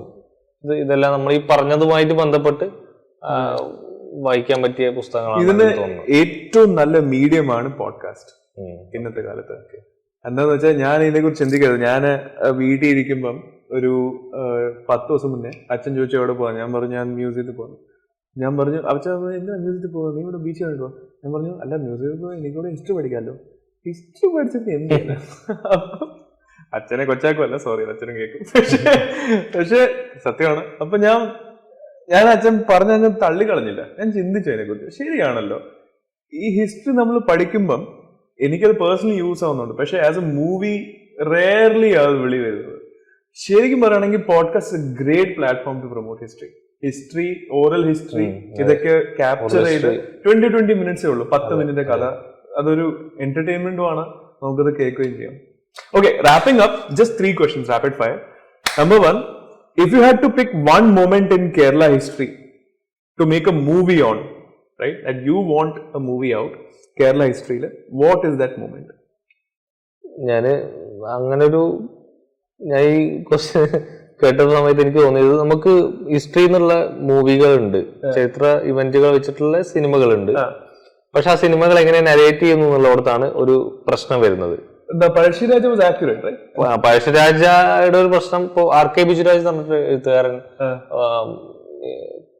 2 വർഷം മുമ്പ് വന്നു മാതൃഭൂമിയിലോ അതോ മാധ്യമത്തിലോ ഒരു ആർട്ടിക്കിൾ എഴുതി. അതിനകത്ത് പുള്ളി ചോദിക്കുന്നത് വയനാട്ടിലെ ആദിവാസികള് എന്തിനാണ് പഴശ്ശിരാജയുടെ കൂടെ നിന്നത് എന്നുള്ളൊരു ചോദ്യമാണ്. എന്ന് വെച്ചാല് ഈ ആദിവാസികള് കുറിച്യര് ബ്രിട്ടീഷുകാർ അധികാരത്തിൽ വന്നാല് ബ്രിട്ടീഷുകാരാണല്ലോ അവിടെ ഭരിക്കുന്നത്, അവർക്ക് ടാക്സ് കൊടുക്കണം എന്തായാലും. സപ്പോസ് പഴശ്ശിരാജ സമരം ചെയ്ത് ബ്രിട്ടീഷിനെ തോൽപ്പിച്ചാൽ പഴശ്ശിരാജയ്ക്കും ടാക്സ് കൊടുക്കണം, 2 ഭരണാധികാരിക്ക് ഇവർ ടാക്സ് കൊടുക്കണം. പിന്നെ എന്തിനാണ് ബ്രിട്ടീഷുകാർക്കെതിരായിട്ടുള്ള സമരത്തില് ഈ കുറിച്യര്, ഈ ആദിവാസികൾ പഴശ്ശിരാജയുടെ കൂടെ നിൽക്കണം എന്നുള്ളൊരു ചോദ്യമുണ്ട്. ഒരു പ്രധാനപ്പെട്ട ചോദ്യമാണ് ഹിസ്റ്ററിയിൽ. അവർക്ക് എന്നാ അവർ ദേശീയതാ ബോധമൊന്നുമില്ല, നമ്മൾ ഇന്ത്യൻ ആണ് എന്നുള്ളതും അതുകൊണ്ട് ബ്രിട്ടീഷിനെതിരെ ഫൈറ്റ് ചെയ്യണം, അങ്ങനത്തെ ഒരു ദേശീയതാ ബോധത്തിന്റെ പുറത്തുള്ള സമരമല്ല നടക്കുന്നത്. പക്ഷെ എന്തുകൊണ്ടെന്ന് വെച്ചാൽ അത് അതിന്റെ ഭാഗമായി സംഭവിച്ചു പോകുന്നതാണ്. പഴശ്ശിരാജ വിജയിച്ചാലും പഴശ്ശിരാജയ്ക്ക് ഇവരെ ടാക്സ് കൊടുക്കണം, ബ്രിട്ടീഷുകാർ ആ യുദ്ധത്തിൽ വിജയിച്ചാൽ ബ്രിട്ടീഷുകാർക്ക് ഒരു ടാക്സ് കൊടുക്കണം. പക്ഷെ പഴശ്ശിരാജ ആസ് എ രാജാവ് historically was A good king. അത് ഡിബേറ്റബിൾ ആണ്. അതിനെക്കുറിച്ച് നമ്മുടെ ദേശീയത ചരിത്ര പുസ്തകങ്ങളിലൊക്കെ നമ്മൾ പഴശ്ശിരാജയെ ഇപ്പോ കേരള സിംഹം എന്നാണ് പറയുന്നത്. പക്ഷെ ഞാൻ പറഞ്ഞു വന്നതല്ല, ഏത് ഹിസ്റ്ററി പോയിന്റ് എടുത്താലും അതിനെ ഹിസ്റ്റോറിക്കലി തന്നെ ട്രൂത്ത്ഫുള്ളി നരേറ്റ് ചെയ്യുക എന്നുള്ളതാണ് നമ്മൾ സ്വീകരിക്കേണ്ടത്. എനിക്ക് തോന്നുന്നു ഈ കൊച്ചിയിൽ ഇപ്പൊ തുറമുഖം എന്ന് പറഞ്ഞൊരു സിനിമ, രാജീവ് രവിയുടെ തുറമുഖ സിനിമ, അത് കൊച്ചിയിലെ ചാപ്പ നികുതിയുമായി ബന്ധപ്പെട്ടുള്ള ഒരു സിനിമയാണ്. അത് വളരെ ഡീറ്റെയിൽ ചെയ്ത് അതുപോലെ തന്നെ നല്ല രീതിയിൽ എടുത്തു വെച്ചിട്ടുണ്ട്. അപ്പൊ എനിക്ക് അങ്ങനെ ഒരു ഇവന്റ് എടുത്ത് പറയാനില്ല, പക്ഷെ എടുക്കുന്നുണ്ടെങ്കിൽ അത് ചരിത്രത്തിൽ എടുക്കണം എന്നുള്ളൊരു കാര്യമാണ്. Second question, which lesser known historical site in area would you recommend every Malayali to visit? Okay, അത് നമ്മൾ ഇത്രയും നേരം സംസാരിച്ചതെന്ന് എനിക്ക് തോന്നുന്നു മലയാളി ഐഡന്റിറ്റി ഫോർമേഷനും ഒക്കെ സംഭവിക്കുന്നത് കേരളത്തിന്റെ എല്ലാ ഭൂപ്രദേശത്തു നിന്നുമാണ്. ആ ഒരു പബ്ലിക് സ്പിയർ എന്ന് പറയുന്നത് കേരളത്തിന്റെ എല്ലാ സ്പേസുമാണ്. അതുകൊണ്ട് നമുക്ക് പ്രത്യേകിച്ചൊരു സ്പേസ് പറയുന്നതിനേക്കാളും മലയാളി ഐഡന്റിറ്റി, ഇന്നത്തെ ഒരു മലയാളി എന്നുള്ളൊരു ഫോർമേഷൻ വരുന്നത് കേരളത്തിന്റെ എല്ലാ കോണ്ടക്സ്റ്റിനകത്തു നിന്നുകൊണ്ടാണ്. അതുകൊണ്ട് നമ്മൾ കേരളത്തെ തന്നെ അങ്ങനെ ഒരു സ്പേസ് ആയിട്ട് പറയാന്നുള്ളതാണ് എനിക്ക് തോന്നുന്നത്. കേരളത്തിൽ okay, what's a book that has what's a book that every Malayali should read to know about their roots? അത് ഒരുപാട് പുസ്തകങ്ങൾ ഉണ്ടാവും, എന്നാലും എനിക്ക് പ്രധാനമായും തോന്നിയ പുസ്തകം, നമ്മുടെ ഒരു ചരിത്ര പുസ്തകങ്ങളായിട്ട് തോന്നിയിട്ടുള്ളത് പൊതുവായിട്ട് കേരളം എന്നുള്ളത് മാത്രമല്ല, പൊതുവായിട്ട് നമ്മുടെ ഒരു ചരിത്രത്തെ ഒന്ന് മനസ്സിലാക്കുക എന്നുള്ള രൂപത്തിൽ നമ്മളെങ്ങനെ നമ്മളായി എന്നൊക്കെ മനസ്സിലാക്കാൻ പറ്റിയത് വി ഗോർഡൻ ചൈൽഡിന്റെ മാൻ മേക്സ് ഹിംസെൽഫ് എന്ന് പറഞ്ഞ പുസ്തകം ഒന്ന്. മറ്റൊന്ന് ഡി കൊസാംബിയുടെ മിത്ത് ആൻഡ് റിയാലിറ്റി. മറ്റൊന്ന് EMS നമ്പൂതിരിപ്പാടിന്റെ കേരളം മലയാളികളുടെ മാതൃഭൂമി. ഈ മൂന്ന് പുസ്തകവും പ്രധാനപ്പെട്ടതാണെന്ന് എനിക്ക് തോന്നുന്നു. EMS നമ്പൂതിരിപ്പാട് അതും ആ ഒരു ടോപ്പിക്കും കവർ ചെയ്യണമായിരുന്നു. പക്ഷെ anyway that's for some other time. അത് വലിയൊരു ടോപ്പിക്കാണ്. അതെ, അത് വേറൊരു ഏരിയ, വേറൊരു. ഇതിപ്പോ നമ്മൾ പൊതുവായിട്ട് ജസ്റ്റ് ഇങ്ങനെ പറഞ്ഞു പോയി. സ്പെഷ്യലൈസ് ചെയ്ത് പറയുകയാണെങ്കിൽ ഇതിനകത്ത് ഒരുപാട് ഓരോ വ്യക്തികൾക്കും ചരിത്രം വേറെ ഉണ്ട്. So thank you so much. I think it was close to 1.5 hours. പക്ഷെ നമുക്ക് ഈ 1.5 hours ഒത്തിരി പോയിന്റ്സ് കവർ ചെയ്യാൻ പറ്റി, ഒത്തിരി ഡൗട്ട്സ് ക്ലിയർ ആയി. In fact I think this is I would call this podcast a protein bar. ഇതൊരു പ്രോട്ടീൻ ബാർ പോലാണ്. If somebody who's starting out about Kerala history, അവർക്ക് ഇതിനെ കുറിച്ച് അറിയാൻ ഇൻട്രസ്റ്റ് ഉണ്ട്, I think this is a beginner's podcast. ഇതിന്റെ അകത്തും basic points എല്ലാം കവർ ചെയ്തിട്ടുണ്ട്. And you given lots of references, book names, ഇതൊക്കെ വെച്ച് ആൾക്കാർക്ക് വായിച്ചു പോവാം, ഇവിടുന്ന് തുടങ്ങാം. ഇത് തുടരും. Alright, thank you so much. Thank you. Any closing words? No, എല്ലാവരും ചരിത്രം പഠിക്കുക. ചരിത്രം വ്യക്തമായി സ്പഷ്ടമായി അതിൻ്റെതായ രീതിയിൽ പഠിച്ചെടുക്കാൻ ശ്രമിക്കുക. ചരിത്രം പഠിക്കാതെ മുന്നോട്ട് പോകാൻ പറ്റില്ല നമുക്ക്. ചരിത്രം പഠിക്കുക. എന്താ നമുക്ക് മുന്നോട്ട് പോകാൻ പറ്റാതെ? ചരിത്രം നമ്മളെ എല്ലാ പ്രശ്നങ്ങൾക്കും പരിഹാരം നമ്മൾ ചരിത്രത്തിൽ നിന്ന് കണ്ടെത്താൻ പറ്റുമെന്ന് എനിക്ക് തോന്നുന്നത്. അതുകൊണ്ട് ചരിത്രം പഠിക്കുക. ചരിത്രം നേരത്തെ പറഞ്ഞ ഒരു മെഡിസിനൽ വാല്യൂ ഉണ്ട്. Thank you. ഓക്കെ.